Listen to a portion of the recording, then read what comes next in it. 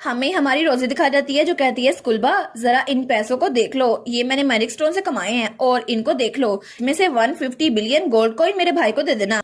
तो वो कहता है वाह, आपने उनसे 137 बिलियन लिए थे लेकिन उनको लौटा इतने जरा देंगे, ये तो बहुत ज्यादा हाई इंटरेस्ट रेट है। तो वो कहती है हाँ हाँ देखा, मैंने प्रॉमिस किया था कि मैं उसको डबल करके पैसे दूंगी, लेकिन मैं उन अडल्ट की तरह नहीं हूँ ना जो पैसे लेके भाग जाते हैं। वो कहता है माय लेडी आप तो बहुत ही ज्यादा अमेजिंग है, लेकिन बाकी के फंड्स का क्या करना है, वो तो बहुत ज्यादा कॉम्प्लिकेटेड है और हमने 50 बिलियन गोल्ड कॉइन तो स्टोर करके रख दिए हैं, लेकिन बाकी का क्या करना है। तो वो कहती है ठीक है और उसको एक लेटर देती है और कहती है बाकी के पैसे टावर मास्टर को दे देना, वो उसका ध्यान रख लेंगे। तो स्कूलबा कहता है जी जी मैं समझ गया, और वो कहती है यहाँ पे काम बहुत सारा करने को है लेकिन मैं तुम पे काउंट कर रही हूँ स्कूलबा। तो वो कहता है नहीं नहीं कोई बात नहीं लेडी रोजी, वैसे भी अब मेरे पास कोई काम बचा नहीं था तो मैं बहुत ज्यादा बोर हो रहा था। वो कहती है क्या तुम्हारे पास काम बचा नहीं था। वो कहता है हाँ बिल्कुल, पहले तो मेरे लिए नींद भी एक लग्जरी की तरह होती थी क्योंकि आपके भाई के साथ मैं तो बहुत ज्यादा काम करता था, लेकिन यूलियन अब तो बिल्कुल भी सेम नहीं है, वो तो कोई काम देते नहीं है मुझे, और अब मैं तो सोच रहा था कि अगले महीने रिजाइन कर दूं। मन कहती है क्या रिजाइन, स्कूल बाद तुम रिजाइन कर रहे हो लेकिन फिर मेरा क्या होगा, तुम सीरियस नहीं हो ना। तो उसको कहती है प्लीज रिजाइन ना करना। तो वो कहता है नहीं नहीं लॉर्ड यूलियन को अब एक टीचर की जरूरत है, उनको मेरी जरूरत नहीं है, और वैसे भी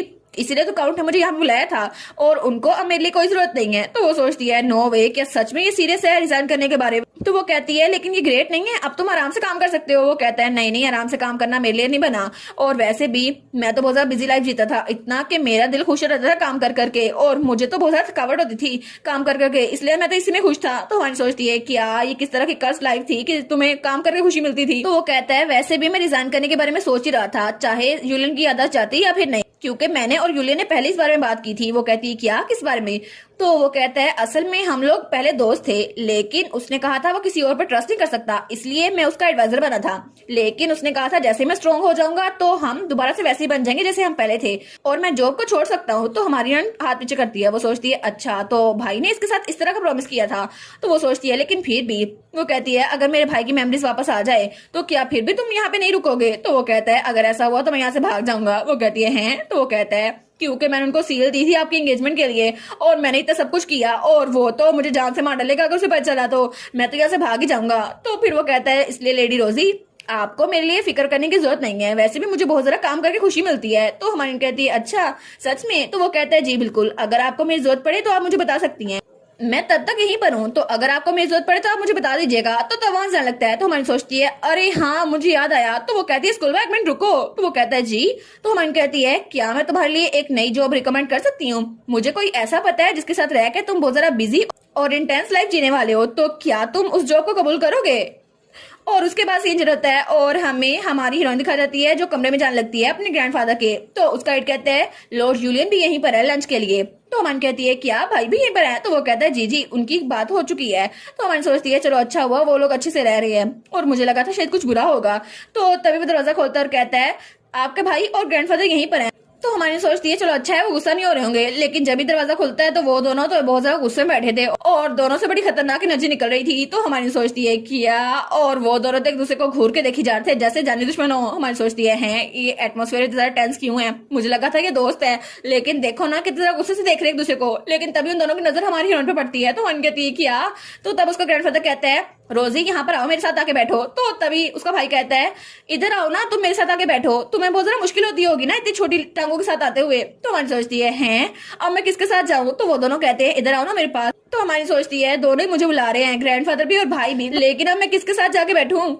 तो तब वो दोनों उसको घुरी जा रहे थे। तो हमारी सोचती है मैं क्या करूं। तो तब यूलियन कहता है मेरे टेबल मैनर्स अभी भी लेक कर रहे हैं, तो प्लीज रोजी मेरे साथ बैठो मुझे सिखाओ। तो उसका ग्रैंडफादर कहता है तुम्हारे लिए मैंने टीचर रख दी है ना, तो तुम फिक्र ना करो, तुम खुद ही सीख जाना, रोजी तुम मेरे साथ आके बैठो। तो हमारी हीरोइन का तो सर चकरार था, वो सोचती है मैं क्या ही करूं, किसके साथ जाऊं। तो तब उसके ग्रैंडफादर कहता है मेरे साथ बैठो रोजी, क्योंकि मैंने तुम्हें गिफ्ट ला के दिया था। तो हमारी सोचती है क्या गिफ्ट।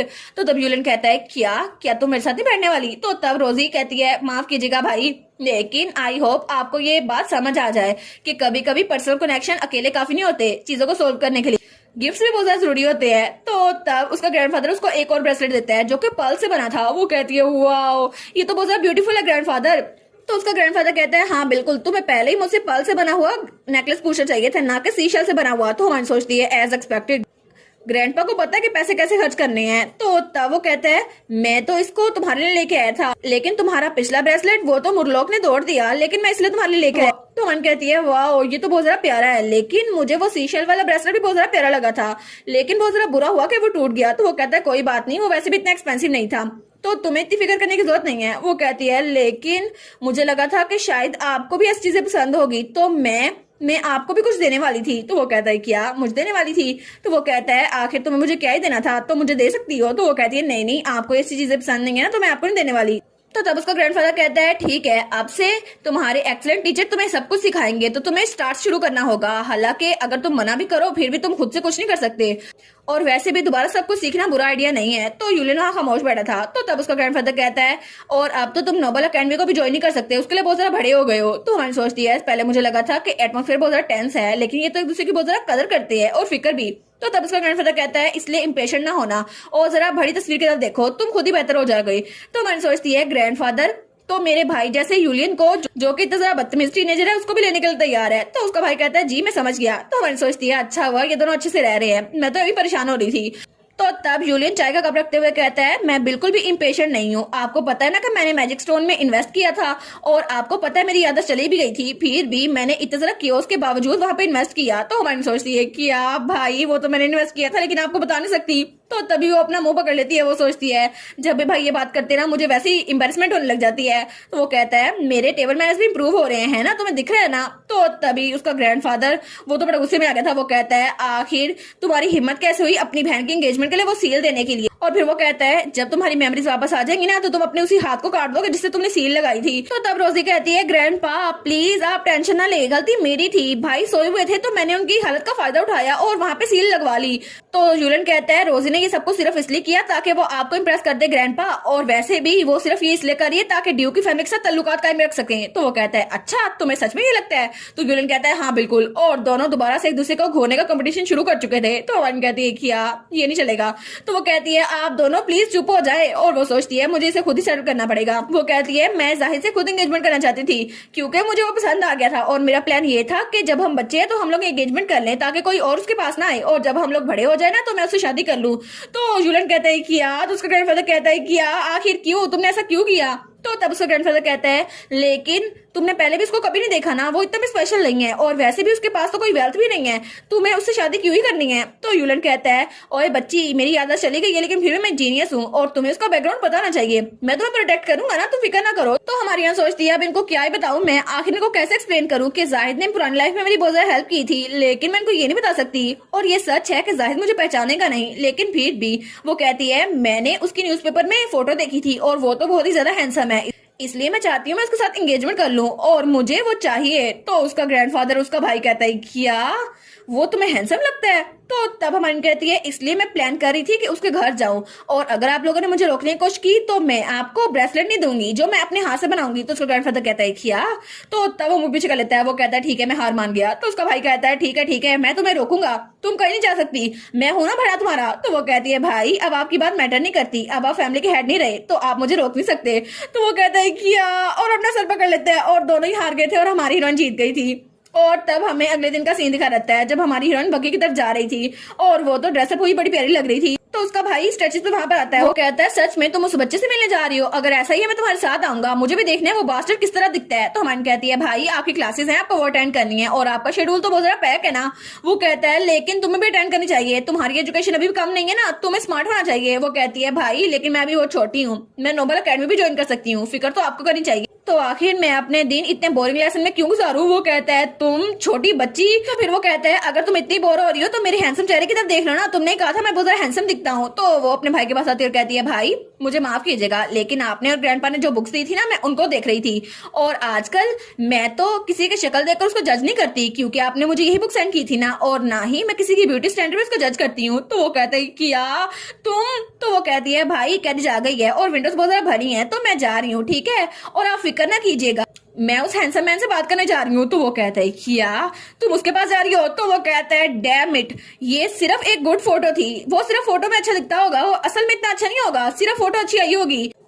तो हमारी हिरन की बग्गी वहां जा रही थी और वो उसकी बातें सुनती और उसके ग्रैंडफादर और यूली ने उसको बुक सेंड की थी जिसका टाइटल था कि ब्यूटी स्टैंडर्ड के हिसाब से किसी को जज नहीं करना चाहिए और स्पेशली बच्चों को अपीयरेंस पे ज्यादा ध्यान नहीं देना चाहिए। और हमारी हीरोइन वो तो उनकी बात को इग्नोर करके जाहिद से मिलने चली गई थी। हमें हमारी रोजी की बग्गी दिखा जाती है जो कि जाहिद के घर की तरफ बढ़ रही थी। तो वो कहती है लेकिन स्कूलबा मुझे ये बताओ भाई ने तुम्हारी रेजिग्नेशन इतनी जल्दी एक्सेप्ट कैसे कर ली? वो कहता है क्योंकि मेरे पास पहले ही एक जॉब है ना और उसके अलावा वो कर भी क्या सकता है। और वैसे भी जब मैंने उसको कहा कि हम लोग दोबारा से दोस्त बन सकते हैं तो वो तो मेरे गले लग गया। तुम बास्टर्ड, तुम्हें पता भी है मैं कितना अनकंफर्टेबल था इस सारे वक्त में। चलो अच्छा है हम लोग दोस्त बन गए। तो स्कूलबा कहता है इस तरह उन्होंने मेरी बात मान ली और वैसे भी इसके अलावा कुछ नहीं कर सकती और सब कुछ आपके प्लान के मुताबिक हो रहा है लेडी रोजी। तो वो कहती है ऑफ कोर्स कुलबा और अब मैं जाहिद से एंगेजमेंट करके रहूंगी। तो तभी वहां पर कोई बुक पे कुछ लिख रहा था। तो तब वहां बैठा हुआ था ईथन और वो लिखता है 9 AM। हम लोग ड्यूक के महल की तरफ बढ़ रहे हैं और रोजी वो तो ड्यूक के साथ एंगेजमेंट करना चाहती है। जाहिद जो कि एक छोटा सा बच्चा है लेकिन फिर भी उसने इन्वेस्टमेंट में कामयाबी हासिल की और उसको लगता है कि दुनिया बहुत ज्यादा आसान है। और तब वो सोचता है यूलियन ने स्पेशली मुझे यहाँ पे भेजा है कि मैं एक एक चीज की रिपोर्ट उसको दूं। तो हमारी हीरोइन कहती है अच्छा तो इसीलिए ये ऐसे रिकॉर्ड करा इस वक्त पे। तो स्कूलबा कहता है हाँ बिल्कुल। तो हमारी कहती है चलो कोई नहीं, ये खतरा नहीं है तो चलो इसको रहने देते हैं ऐसे।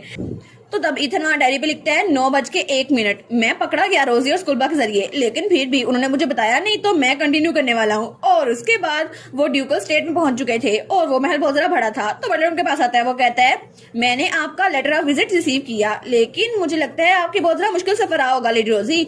तो फिर वो कहता है आपको यहाँ पे खुद आने की जरूरत नहीं थी, अभी ड्यूक की एंगेजमेंट का पार्टनर डिसाइड किया जा रहा है मीटिंग में, क्या वेट कर सकती हैं? तो तब वो कहता है लॉर्ड जाहिद अभी अनवेल है तो वो अभी गेस्ट को रिसीव नहीं कर सकते।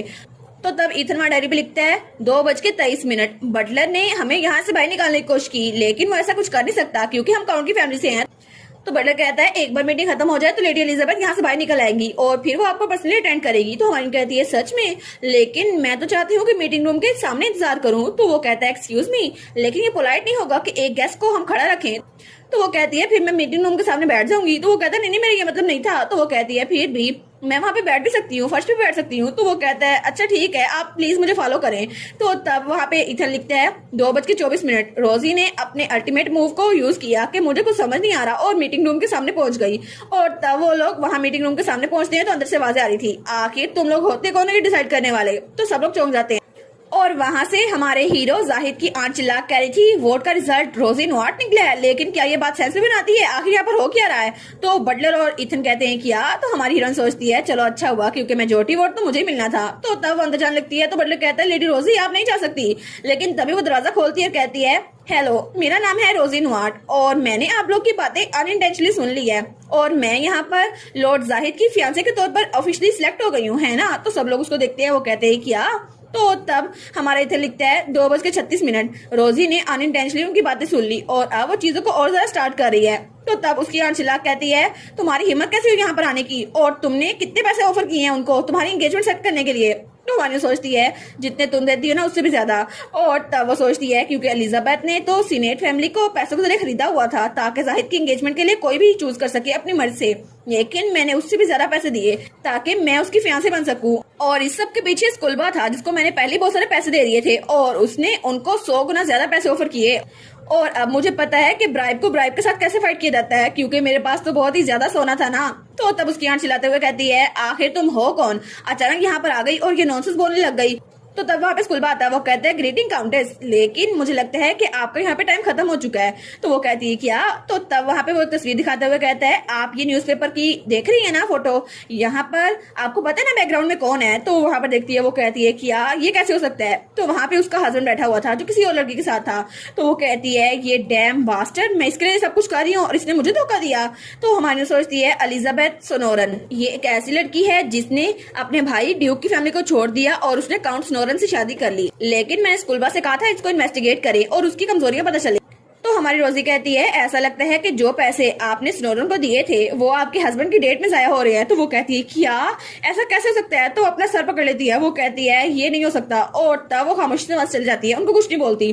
तो तब इथन लिखता है रोजी ने उस नेस्टी वूमन से छुटकारा हासिल कर लिया और जिस तरह वो ब्राइबरी यूज कर रही है ना, ये तो बिल्कुल यूनियन की तरह है, जैसे यूनियन पास में होता था, और ये तो उसकी बहन है ना, बिल्कुल डेविल। और तब वहाँ बटलर कहता है, जैसे मैंने पहले मेंशन किया था, लॉर्ड जाहिद इस वक्त बहुत ज्यादा बीमार हैं, तो आपको फिर से कंसीडर करना चाहिए। तो तब इथन फिर से लिखता है 2:52। रोजी फाइनली आज अपने मेन गोल पे पहुंचने वाली है, तो वो कहती है मैं यहाँ इतनी दूर आई हूँ लेकिन मैं अपने फियांसे का चेहरा नहीं देख सकती। तो तब बटलर कहता है लेकिन फिर भी, तो वो कहती है अब तो मैं ऑफिशियली उसकी फियांसे हूँ ना, तो आपको पता है ना कि मैं डायरेक्टली उससे मिल सकती हूँ इमरजेंसी के तौर पर। तो इथन वहाँ पे लिखता है आखिर मेरी बहन इतने ज्यादा फेस से ऑब्सेस क्यों है, आखिर इस बच्चे की परवरिश कैसे हुई है। तो बटलर कहता है जी मैं समझ गया, और उनको उसके कमरे में ले आया था। वो कहता है लॉर्ड जाहिद आपसे मिलने के लिए कोई गेस्ट आए हैं। तो इथन सोचता है मैंने सोचा था कि ये कैसा दिखता होगा, लेकिन यूलियन ने मुझे कहा था ये पिक्चर में अच्छा दिखता होगा, लेकिन आखिर सच क्या है। लेकिन जब वहाँ पर देखता है तो उसकी आंखें खुली की खुली रह गई थी, और जाहिद वो वहाँ पे बैठा हुआ था। तो जल्दी से वो कलम पकड़ता है और वहाँ पे लिखता है यूलियन तुम्हें अपनी उम्मीदें कम करनी होगी, तुम्हें गिव अप करना होगा, क्योंकि डैम इट आखिर न्यूज़पेपर में इतनी मिसलीडिंग फोटो कौन ही देता है, क्योंकि आखिर में ये तो बहुत ही ज्यादा हैंडसम है, जितना न्यूज़पेपर में दिखाया गया था उससे भी ज्यादा हैंडसम। और हमारी बहन वो सच बोल रही थी, ये तो इंसेनली हैंडसम है। तब हमारी हीरोइन उसके पास आती है, वो कहती है जाहिद, और तब उसको देखती है, वो सोचती है ये तो अपने अनकंट्रोलेबल मैजिक की वजह से पेन में है, मैं इसको देख सकती हूँ और इसकी हालत इस तरह बुरी है, लेकिन फिर भी चाहे चीजें जितनी मर्जी हार्ड रही होंगी तुमने उसको बर्दाश्त किया है ना। और वो तो उसको देखी जा रही थी, और वो सोचती है ताकि तुम प्रिवेंट कर सको कि तुम्हारी फैमिली का डिवाइन बीस्ट फायर जो कि एक वुल्फ है वो टेम्पल के पास चला जाए, है ना। और वो सोचती है जाहिद ने एक बार मुझे बताया था कि जैसे उसके पेरेंट्स गुजरे उसके रिलेटिव्स ने उसको बिट्रे करना शुरू कर दिया, और उस तरह उसने बहुत ज्यादा स्ट्रगल किया अपनी मैजिक के ओवरलोड को खत्म करने के लिए, लेकिन उसकी आंट ने उसके लिए मैरिज की बातें करना शुरू कर दी, और जाहिद उस वक्त बहुत ज्यादा पेनफुल सिचुएशन में था। तो तब हमारी उसको देखती है और सोचती है जब मैं यहाँ पर दोबारा आई थी टाइम ट्रेवल करके, उससे पहले हम दोनों के दरमियान एक केस थी, एक सुलाह थी, लेकिन अब हम दोनों के दरमियान कुछ भी नहीं है, हम लोग एक दूसरे के आमने सामने हैं, और अब मैं तुम्हें आराम से देख सकती हूँ जाहिद। और वो तो बड़े प्यार से उसको देख रही थी। और तब उसे याद आता है कि प्रिजन में वो एक ऑर्डिनरी दिन था जिस दिन मेरे पास सिर्फ 2 ब्रेड थे, और मैंने कहा था ये तो सच में बहुत ही ज्यादा है, इस बार भी सिर्फ 2 मिले हमें। और तब वो उसकी वुल्फ की तरफ देखती है, तो उसका वुल्फ उससे कम्युनिकेट करता है, वो कहता है मुझे तो भूख लगी हुई है, और तब वो वुल्फ वुल्फ करता है। तो हमारी कहती है कोई बात नहीं, अब तुम्हें भूख लगी है ना, तुम गुस्सा ना करो, ये देखो हमारे पास 2 ब्रेड है, तुम खा सकते हो। तो वो कहता है लेकिन तुम्हें भी तो भूख लगी है ना, और वो उसकी बातें सिर्फ हमारी रोज समझ सकती थी। तो हमारी सोचती है जो एक्सपेरिमेंट मुझ पे हुए उसकी वजह से मुझे बहुत ज्यादा तकलीफ हुई, लेकिन फिर भी आखिर में बेसिक लेवल पर फाइल से कम्युनिकेट कर सकती हूँ। वो कहती है मैं बिल्कुल ठीक हूँ, ये तुम खा सकते हो। और वो सोचती है क्योंकि आज तो जाहिद आने वाला है ना, वो कहती है आज वो लाजमी हमारे लिए खाना लेकर आएगा। और तब फुल मून की रात थी। वो सोचती है जिस दिन मैं जाहिद से मिलती हूँ ना, पूरा महीना बड़े आराम से गुजर जाता है, क्योंकि जाहिद महीने में सिर्फ एक बार आता है जिस दिन फुल मून होता है। और तब वो सोचती है मैं उस दिन का इंतजार कर रही थी, लेकिन जब जाहिद आया तो बहुत ज्यादा तकलीफ में था, और ये वही दिन था जब उसने उसको वही मैजिक स्टोन दिया था।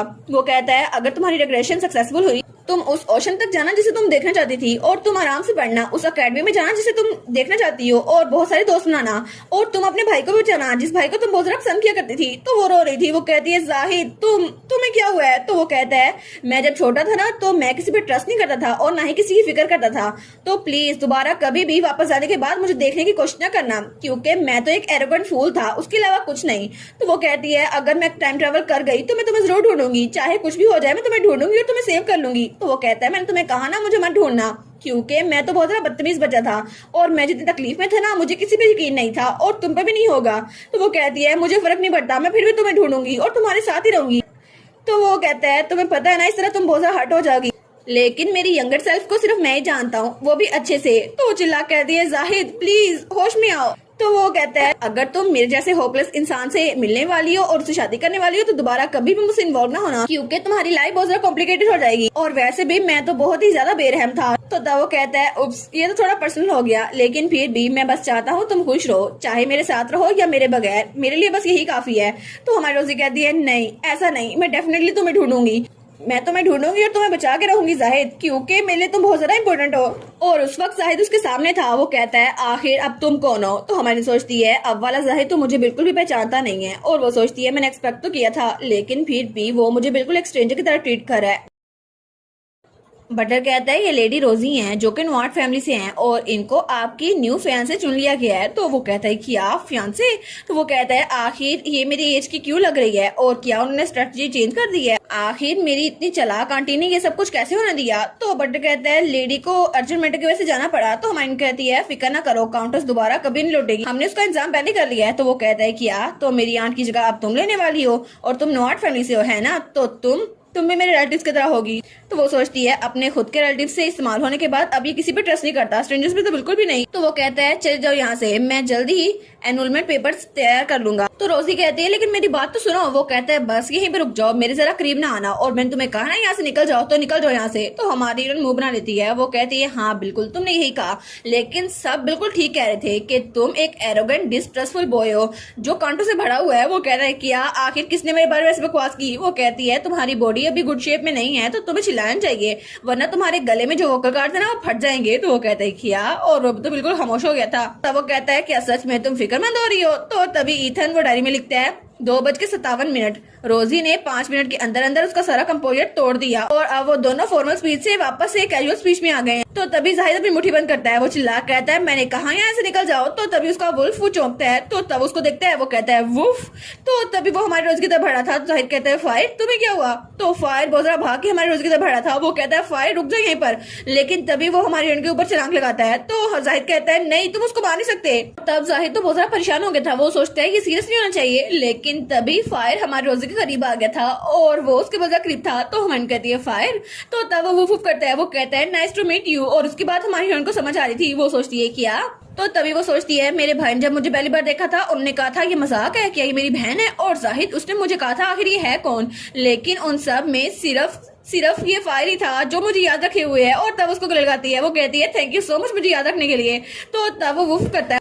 तो हमारी हीरोइन सोचती है फायर तो एक डिवाइन बीस्ट है और इसी वजह से शायद इसकी रिग्रेशन से पहली वाली मेमोरीज इसके पास है, और डिवाइन बीस्ट तो बहुत ज्यादा लॉयल होते हैं। और वो कहती है थैंक यू सो मच, और उसकी आंखों में आंसू आ रहे थे। वो कहती है थैंक यू मुझे याद रखने के लिए। और वो सोचती है रिग्रेशन से पहले जब मैं यहाँ वापस आई मैं तो प्रिजन में बहुत ज्यादा रोया करती थी और मैं अपने भाई को याद करती थी, और तब जाहिद मेरे पास आता था कि रोजी प्लीज तुम मत रो, लेकिन उसके सामने जब मैं रोती थी तो वो कहता था मेरा दिल दुखता है, और हर वक्त जाहिद मुझे कंफर्ट करता था। लेकिन अब मेरे और जाहिद के दरमियान कोई भी आयरन बार्स नहीं है और अब वो मुझे कंफर्ट नहीं कर रहा, लेकिन इस वक्त मेरे पास सिर्फ मेरी मेमोरीज है और उसके पास वो मेमोरीज नहीं है। तो तब इधर लिखता है 3:02।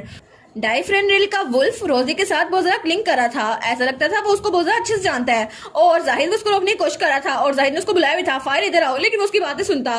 तो तब वो कहता है लेकिन क्या पता कि असल में ये रोजी के साथ बिलोंग करता हो और मे भी रोजी के फादर वो डाइफ्रेंड्रिल फैमिली से हो। तो जाहिद कहता है क्या तुम डाइफ्रेंड्रिल ब्लड लाइन के पाथ में हो? तो तभी उसका वुल्फ कहता है नहीं। तो इधर लिखता है उस वुल्फ ने खुद इनकार कर दिया, तो ऐसा हो नहीं सकता।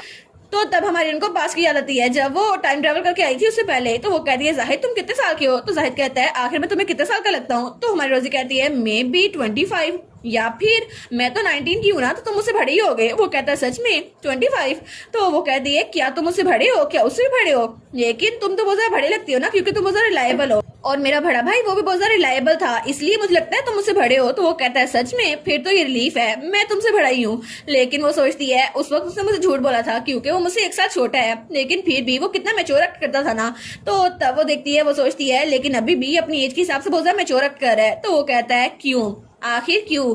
फायर मेरे अलावा कभी किसी के पास नहीं जाता, आखिर वो तुम्हारे पास क्यों आया है? तो वो तो हमारे उनके साथ बड़ा ज्यादा खुश था। तो हम कहती है शायद मैं यहाँ पे एग्जिस्ट कर रही हूँ इसलिए।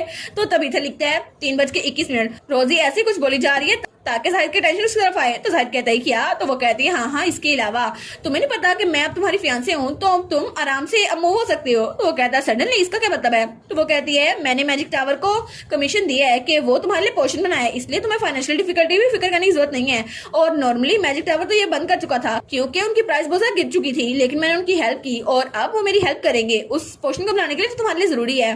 तो तब वो सोचता है सच में वो पोर्शन तो सिर्फ मैजिक टावर ही बना सकता था, इसलिए मुझे लगा था मुझे कभी नहीं मिलेगा।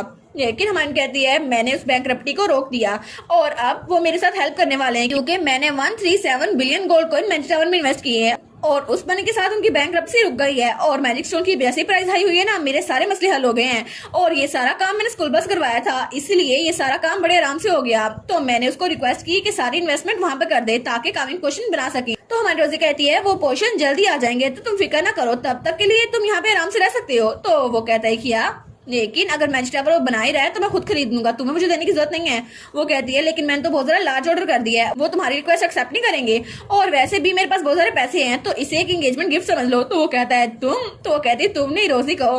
वो कहता है ठीक है, आखिर तुम कितनी दूर तक जाने वाली हो? तो वो कहती है मैं चाहती हूँ कि हम लोग एंगेजमेंट कर लें और हम लोग ब्रेकअप ना करें। तो वो कहता है कि अब इसका मकसद क्या है, और वैसे भी मेरी मैजिकल पावर वो तो इतनी अच्छी भी नहीं है और नॉट फैमिली की किसी काम नहीं आएगी, तो आखिर तुम चाहते क्या हो? क्या तुम चाहती हो कि तुम्हारा ग्रैंडफादर या तुम्हारा भाई वो नोबल मीटिंग में मेरा सपोर्टर बने ताकि मेरी जगह वो रिप्रेजेंटेटिव बन के वहां जा सके?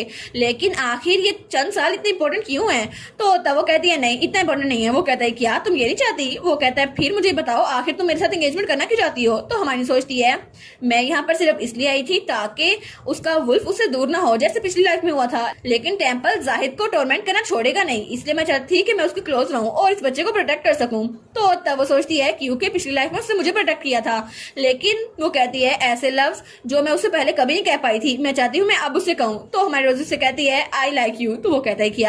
तो तब हमारी रोजी से कहती है मैंने कहा मैं तुम्हें बहुत ज्यादा पसंद करती हूँ जाहिद। तो वो सोचती है क्योंकि पुरानी लाइफ में ये वो लफ्ज थे जो मैं कभी भी मैं उससे कह नहीं पाई थी क्योंकि तब मेरी मजबूरी थी, लेकिन इस वक्त मैं उससे कह सकती हूँ। तो उसे कहती है आई लाइक यू जाहिद, और वो तो स्माइल कर रही थी। वो कहती है मैं तुम्हें बहुत ज्यादा पसंद करती हूँ जाहिद। तब इधर हमने डायरी में लिखता है 3:29 इमरजेंसी। आखिर अब मैं क्या करूँ? उसने हमारी रोजी ने उसको प्रपोज कर दिया उस जाहिद बच्चे को। तो हमारी कहती है मैंने तुम्हें कहा ना मैं तुम्हें पसंद करती हूँ, क्योंकि रोजी को ऑब्सेशन है पेरेंट्स के साथ बिल्कुल चेंज नहीं हुई थी। तो वो कहती है ऑफ कोर्स मुझे पता तुम बहुत ज्यादा होपलेस हो, लेकिन अच्छा रहेगा हम लोग साथ रहे जब तक हम अडल्ट नहीं बन जाते। वो कहता है आखिर तुम क्या बकवास कर रहे हो, और उसका चेहरा और कान तो लाल हो गए थे। वो कहती है लेकिन अगर हम लोग इकट्ठे रहे तो ये सेंस नहीं बनाएगा, वैसे भी मैं तुम्हारी मामलात में दखलंदाजी नहीं करूंगी। वो शर्मा रहा था। वो कहता है आखिर तुमने ऐसा कहा ही क्यों? तुम मुझे पसंद करती भी नहीं हो, पहले तुमने मुझे कभी नहीं देखा, तो आखिर तुम मुझे पसंद कैसे कर सकती हो? मैं इस बात पर यकीन कैसे करूं? वो कहती है वेल तो मैंने कन्फेस किया है ना, तो शर्माना मुझे चाहिए, तुम क्यों शर्मा रहे हो? अब इतने एम्बेरस ना हो। वो कहता है मैं कोई एम्बेरस नहीं हो रहा। तो इधर लिखता है 3:31 वो दोनों बच्चे एक दूसरे से अपनी फीलिंग कन्फेस कर रहे हैं और एम्बेरस हो रहे हैं। सीरियस, कितनी सीरियस बात है ना। लेकिन आखिर ये बच्चे इतना हिलेरियस क्यों हैं? वो लोग ऐसे नहीं कर सकते, हालांकि उनको 13 साल का होना चाहिए मेरी तरह, ताकि वो प्यार की बात कर सके। और तब हमारी रोजी कहती है ठीक है तो ऐसा करते हैं, 15 साल तक इंतजार करते हैं, तब तक हम बड़े हो जाएंगे, ठीक है? और तब तक अगर तुम्हें मेरी बात समझ ना आई और तुम मुझसे दूर रहना चाहो तो हम ब्रेकअप कर लेंगे, ठीक है? लेकिन ऑनेस्टली एंगेजमेंट उसके लिए बहुत ज्यादा रिडिकुलस थी। तो वो कहता है तुम मजाक कर रही हो, उस उम्र में तो वो लोग शादी कर लेते हैं और तुम चाहती हो कि मैं तब तक तुम्हारे साथ रहूं? नो वे, ऐसा हो नहीं सकता। तो मैं सोचती है मैं पकड़ी गई, मुझे लगा था शायद वो मेरी बात सुन लेगा, लेकिन मुझे पता था। तो वो कहती है ठीक है अडल्टहुड तक, जब तक हम लोग अडल्ट नहीं बन जाते ना तब तक एंगेजमेंट कायम रहेगी, ठीक है? तब वो सोचती है मेरा भाई जिसकी मेमोरीज चली गई थी वो भी मुझे पसंद करने लग गया है, तो अगर मैं ट्राई करूं तो मैं भी जाहिद जिसके पास कोई मेमोरीज नहीं है मेरी, वो दोबारा से मुझे पसंद करने लग जाएगा और डेफिनेटली तुम मुझे पसंद करोगे। तो वो कहती है तुम्हें क्या लगता है क्या ये ठीक रहेगा? तो जाहिद वो कहता है ठीक है। ऑनेस्टली ये बात सेंस नहीं बनाती, लेकिन फिर भी मेरे पास कोई वजह नहीं है इसको मना करने के लिए, तो चलो हम लोग जब तक अडल्ट नहीं बन जाते हम लोग एंगेजमेंट कायम रखेंगे। तो हन कहती है क्या सच में? तो इथन कहता है वाओ, और वो डायरी में लिखता है 3:38 दोनों फाइनली इंगेज हो ही गए। तो वो कहता है ऑफ कोर्स मैं अपना माइंड चेंज कर लूंगा, लेकिन तुम्हें अपनी उम्मीदें हाई नहीं करनी चाहिए। वो कहती है हाँ मैं अपनी होप्स हाई नहीं करूंगी, और वैसे भी तुम तो मेरे प्यार में पढ़ने वाले हो। तो तब इथन लिखता है अब वो लोग अडल्टहुड तक अपनी एंगेजमेंट को कायम रखने वाले हैं, ये तो अच्छा है, लेकिन अगर उनमें से किसी एक ने भी अपना माइंड चेंज कर लिया तो ये खत्म हो जाएगा। तो हमारा हीरो कहता है तो तुम्हें अपनी होप्स हाई नहीं रखनी चाहिए, मैं तुम्हें पसंद नहीं करता। वो कहती है हाँ पता है। और तब इथर उसकी तस्वीर बनाते हुए कहता है मुझे यकीन है कि जल्द ही फ्यूचर में वो तो रोजी से मिन्नतें करेगा, प्लीज मुझे ना छोड़ो। हालांकि अभी वो बात कर रहा है वो एंगेजमेंट तोड़ देगा, लेकिन जैसे ही वो अडल्ट बनेगा ना तब तक रोजी उसको बहुत ज्यादा पसंद आने लग जाएगी। ये बात मैं लिख के दे सकता हूँ उसके भाई के तौर पर।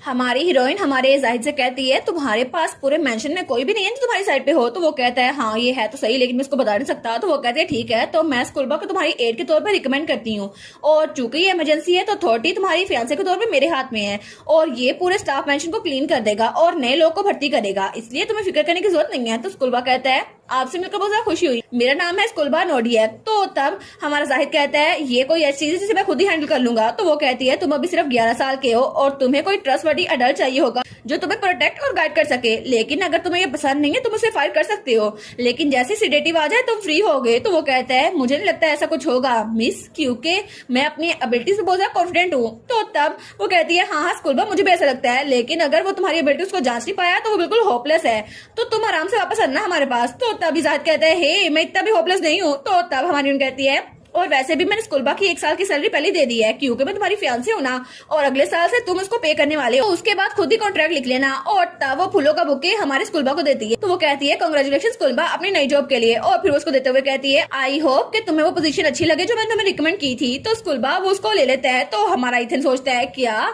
3:47 पे, मुझे लगा ये बहुत ज्यादा रिडिकुलस है क्योंकि जब हम लोग यहाँ पर आ रहे थे ना तो तब वो एक फ्लावर शो पे रुकी थी और उसने स्कूलबा से कहा सबसे प्रीटी फ्लावर चुनो, लेकिन मुझे पता नहीं था ये स्कूलबा के लिए है। तो स्कूलबा कहता है थैंक यू लेडी रोजी, लेकिन एक ऐसा घर जो अभी डूबने की कगार पर है मेरे लिए बिल्कुल परफेक्ट है, मेरे स्टाइल के मुताबिक है। तो हमारी रोजी कहती है अच्छा हो तुम्हारे टेस्ट के मुताबिक है। तो हमारा इथन लिखता है 3:48। अब ये फैक्ट कि स्कूलबा के लिए वो बुक किया था ये तो बहुत ज्यादा फनी लग रहा है क्योंकि मुझे लगा था ये जाहिद के लिए है, लेकिन जाहिद के चेहरे पे ये एक्सप्रेशन था कि अगर तुमने मुझे ये बुके दिया ना तो मैं तुम्हें छोड़ूंगा नहीं, तो इसको गिरा दूंगा। लेकिन तभी वो हमारे वुल्फ के पास आती है, वो कहती है ठीक है अब मैं चलती हूँ, तो फिर तुम्हें कुछ दिनों बाद मिलूंगी फायर, और वैसे भी तुम्हें जाहिद से अलग नहीं होना पड़ेगा। तो वुल्फ भी उफ उफ करता है। तो तभी हमारी उन कहती है क्या, तो वो कहता है थैंक यू। तो मन कहती है फायर ये मुझे समझता है, और वो उसको गले लगाती है। वो सोचती है सिर्फ ये इकलौता ही है जो मुझे समझता है, जब से मैं वापस आई हूँ ना सिर्फ यही है जो मुझसे सही से बात कर रहा है। और तब वो सोचती है लेकिन इसको भी फ्यूचर चेंज करने के लिए बहुत ज्यादा स्ट्रगल करनी पड़ेगी क्योंकि फ्यूचर में अगर ऐसा कुछ ना हुआ तो इसको वहाँ टेम्पल में जाना पड़ेगा और इस पे फिर से एक्सपेरिमेंट होंगे। तो तब जाहिद कहता है अब इतनी रिडिकुलस ना बनो, फायर कभी भी मुझसे अलग नहीं होगा, मैं इसको टेम्पल को नहीं दूंगा। तो फायर वो वूफ करता है और वो कहता है कि तो बहुत ज्यादा पठैतिक है। तो मन कहती है नहीं ऐसे ना कहो। तो तब जाहिद कहता है क्या कहा उसने। तो वो कहती है उसने कहा कि बहुत ज्यादा पठैतिक है लेकिन सच में तुम तो बहुत ज्यादा छोटे हो, चलो इसको जाने दो। वो कहता है किया मैं सिर्फ तुमसे 1 साल छोटा हूँ।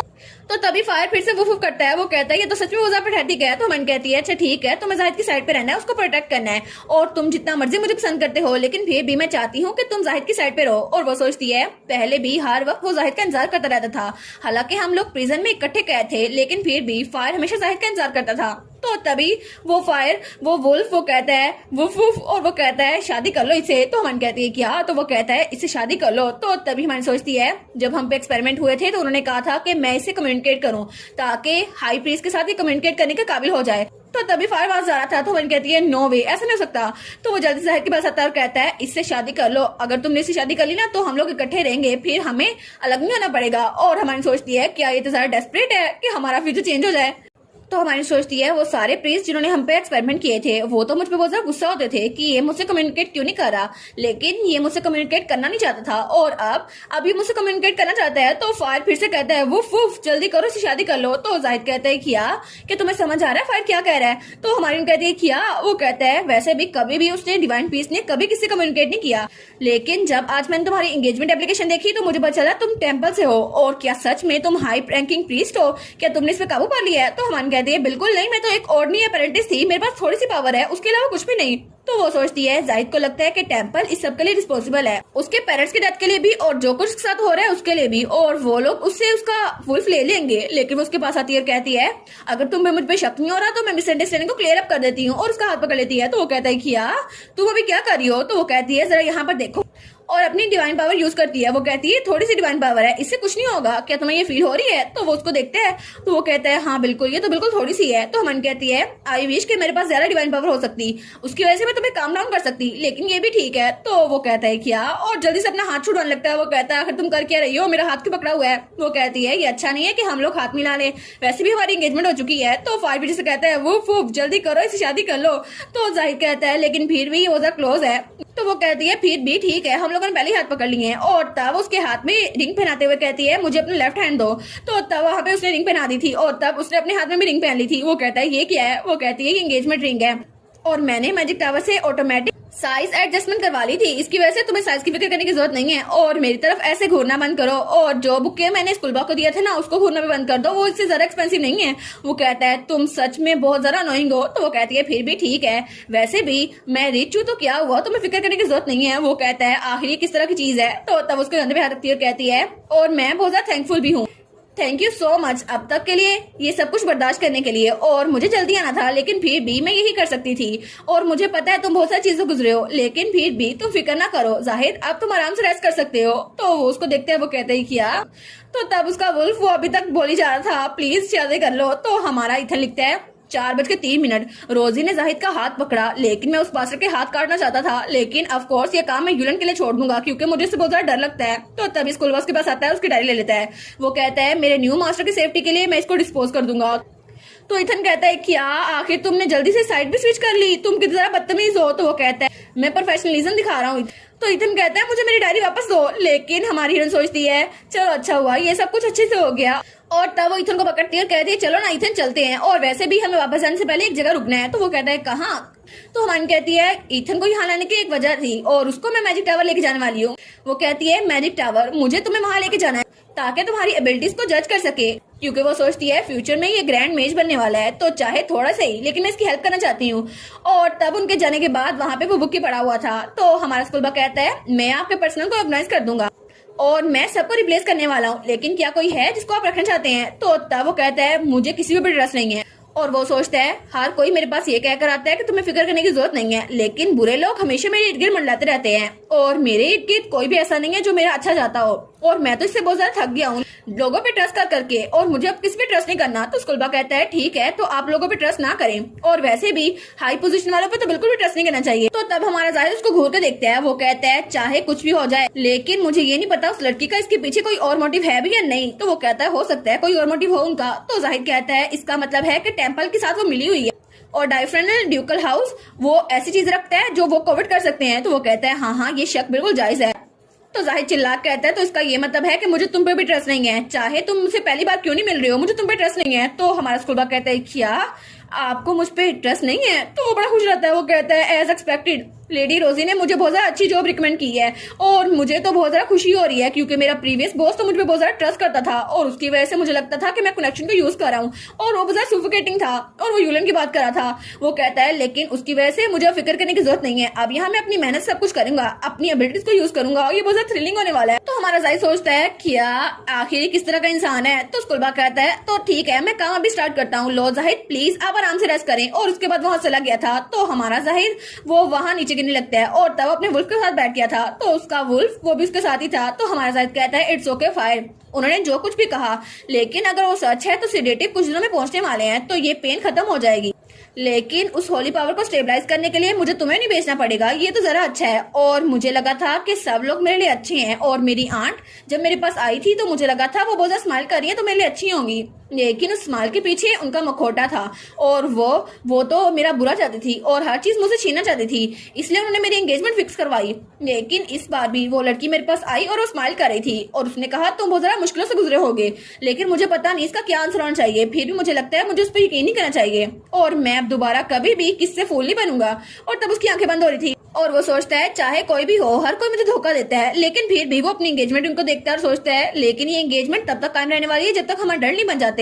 लेकिन वो कहता है फिर भी कितना अजीब है ना फायर। तो फायर कहता है वुफ। तो वो कहता है मैं श्योर हूँ कि उसके पास थोड़ी सी होली पावर थी, मैंने खुद चेक किया था, लेकिन आखिर मुझे इतने आराम से नींद क्यों आ रही है। और तभी उसके सर पे किसी का हाथ था। तो वो कहता है ऐसा लगता है मेरी सारी पेन खत्म होती जा रही है, मुझे याद नहीं आ रहा आखिरी बार मैं कब आराम सोया था, लेकिन इस वक्त तो मुझे बहुत ज्यादा गहरी नींद आ रही है, बहुत ज्यादा सुकून था। और हमारी हीरोइन की पावर उस पर इस्तेमाल हो गई थी और उसकी वजह से उसको नींद आ रही थी। तो हमारी हीरोइन उसको कहती है बस आराम से रेस्ट करो जाहिद, क्योंकि मैं तुम्हारे लिए हूँ यहाँ पर, तुम्हें अब फिक्र करने की जरूरत नहीं है, अब तुम्हारा फ्यूचर भी बिल्कुल अच्छा होगा, जैसे मैं अपने भाई के लिए अच्छा कर रही हूँ तुम्हारे लिए भी बहुत ज्यादा अच्छा करूंगी जाहिद, तो तुम फिक्र ना करो। हमें हमारी रोजी दिखाई जाती है जो कि जाहिद के घर से वापस आ रही थी और तब उसकी बग्गी में आंख लग गई थी, वो सो रही थी। तो ईथन उसके साथ ही बैठा था। वो सोचता है ये तो बहुत ज्यादा थक गई होगी, लेकिन इसको मैजिक टावर जाना जरूरी है। और वो सोचता है लेकिन मुझे पता था यूलियन अपनी छोटी बहन को बहुत ज्यादा प्रोटेक्ट करता है और उसको बहुत ज्यादा पसंद भी करता है, लेकिन कभी मैंने एक्सपेक्ट नहीं किया था वो ऐसी होगी, क्योंकि जब वो स्माइल करती है ना वो बिल्कुल इनोसेंट लगती है, लेकिन जब जरूरत पड़े तो वो बहुत ज्यादा हार्श भी बन जाती है। और जब उसने हमारे अंकल को हराया था ना कि अंकल आपको क्या सच में लगता है कि मैंने ये प्लान किया है, आप तो ओवर थिंक करें अंकल, तो मुझे लगा था वो बिल्कुल भी ऑर्डिनरी इंसान नहीं है और मैं उसको अंडर एस्टिमेट कर रहा था, और अगर कोई भी उसको अंडर एस्टिमेट करे ना तो वो बैकफायर करेगी। और जब वो मेरे सामने आई थी मुझे प्रोटेक्ट करने के लिए, क्योंकि उसने मुझे रॉयस्टन से बचाया था, तो मुझे लगा था कि वो मेरी गार्डियन एंजल है। और जब उसने मुझे कहा था कि तुम खुद को ब्लेम ना करो, यहाँ गलती तुम्हारी नहीं है, तो मुझे बहुत ज्यादा वार्म फील हुआ था जैसे मेरी भी कोई फैमिली है। ऑनेस्टली अभी तक मुझे लगता था कि रोजी बहुत ज्यादा अजीब है, लेकिन जब उसने मेरा पाथ ब्लॉक किया तो कुछ ज्यादा अजीब लगा। शायद मैं चाहता हूँ कि वो भी मुझे पसंद करे जैसे यूलियन उसको पसंद करता है, बिल्कुल एक फैमिली की तरह। लेकिन यूलियन तो उसको बहुत ज्यादा प्यार करता है और रोजी अच्छे से जानती है कि जब किसी से प्यार रिसीव किया जाए तो वापसी भी प्यार कैसे दिया जाता है। लेकिन मुझे तो किसी ने कभी प्यार किया ही नहीं और मेरी कभी किसी ने केयर की ही नहीं और मेरे फादर ने कभी भी मुझे देखा नहीं, ना ही मेरी अंकल ने और ना ही मेरे आंट ने, और सबने मुझे अकेला छोड़ दिया। मुझे लगा था शायद मेरे लिए नेचुरल है कि कोई भी मेरी तरफ देखता नहीं है, लेकिन रोजी वो मेरे सामने आई और तब उसने मुझे प्रोटेक्ट किया। और जब उसने कहा कि मैं पहले ब्रेकफास्ट पे अपना टूटा हुआ ब्रेसलेट नहीं पहन के आ सकती ना, तो मुझे लगा वो बहुत ज्यादा कॉन्फिडेंट है और उसको देखकर मुझे उसकी ये वाली साइड बहुत ज्यादा पसंद आई क्योंकि वो बहुत ज्यादा कॉन्फिडेंट रहती है। और तब उसको देखते हैं तो हमारी रोजी सो रही थी, लेकिन सूरज की रोशनी उसकी आंखों में पड़ रही थी, तो वो सोचता है सूरज की रोशनी मुझे इसको बचाना चाहिए, तो वो पर्दे बराबर करता है। वो कहता है अच्छा है मैं पर्दे बराबर ही कर दूं ताकि इसकी नींद डिस्टर्ब ना हो।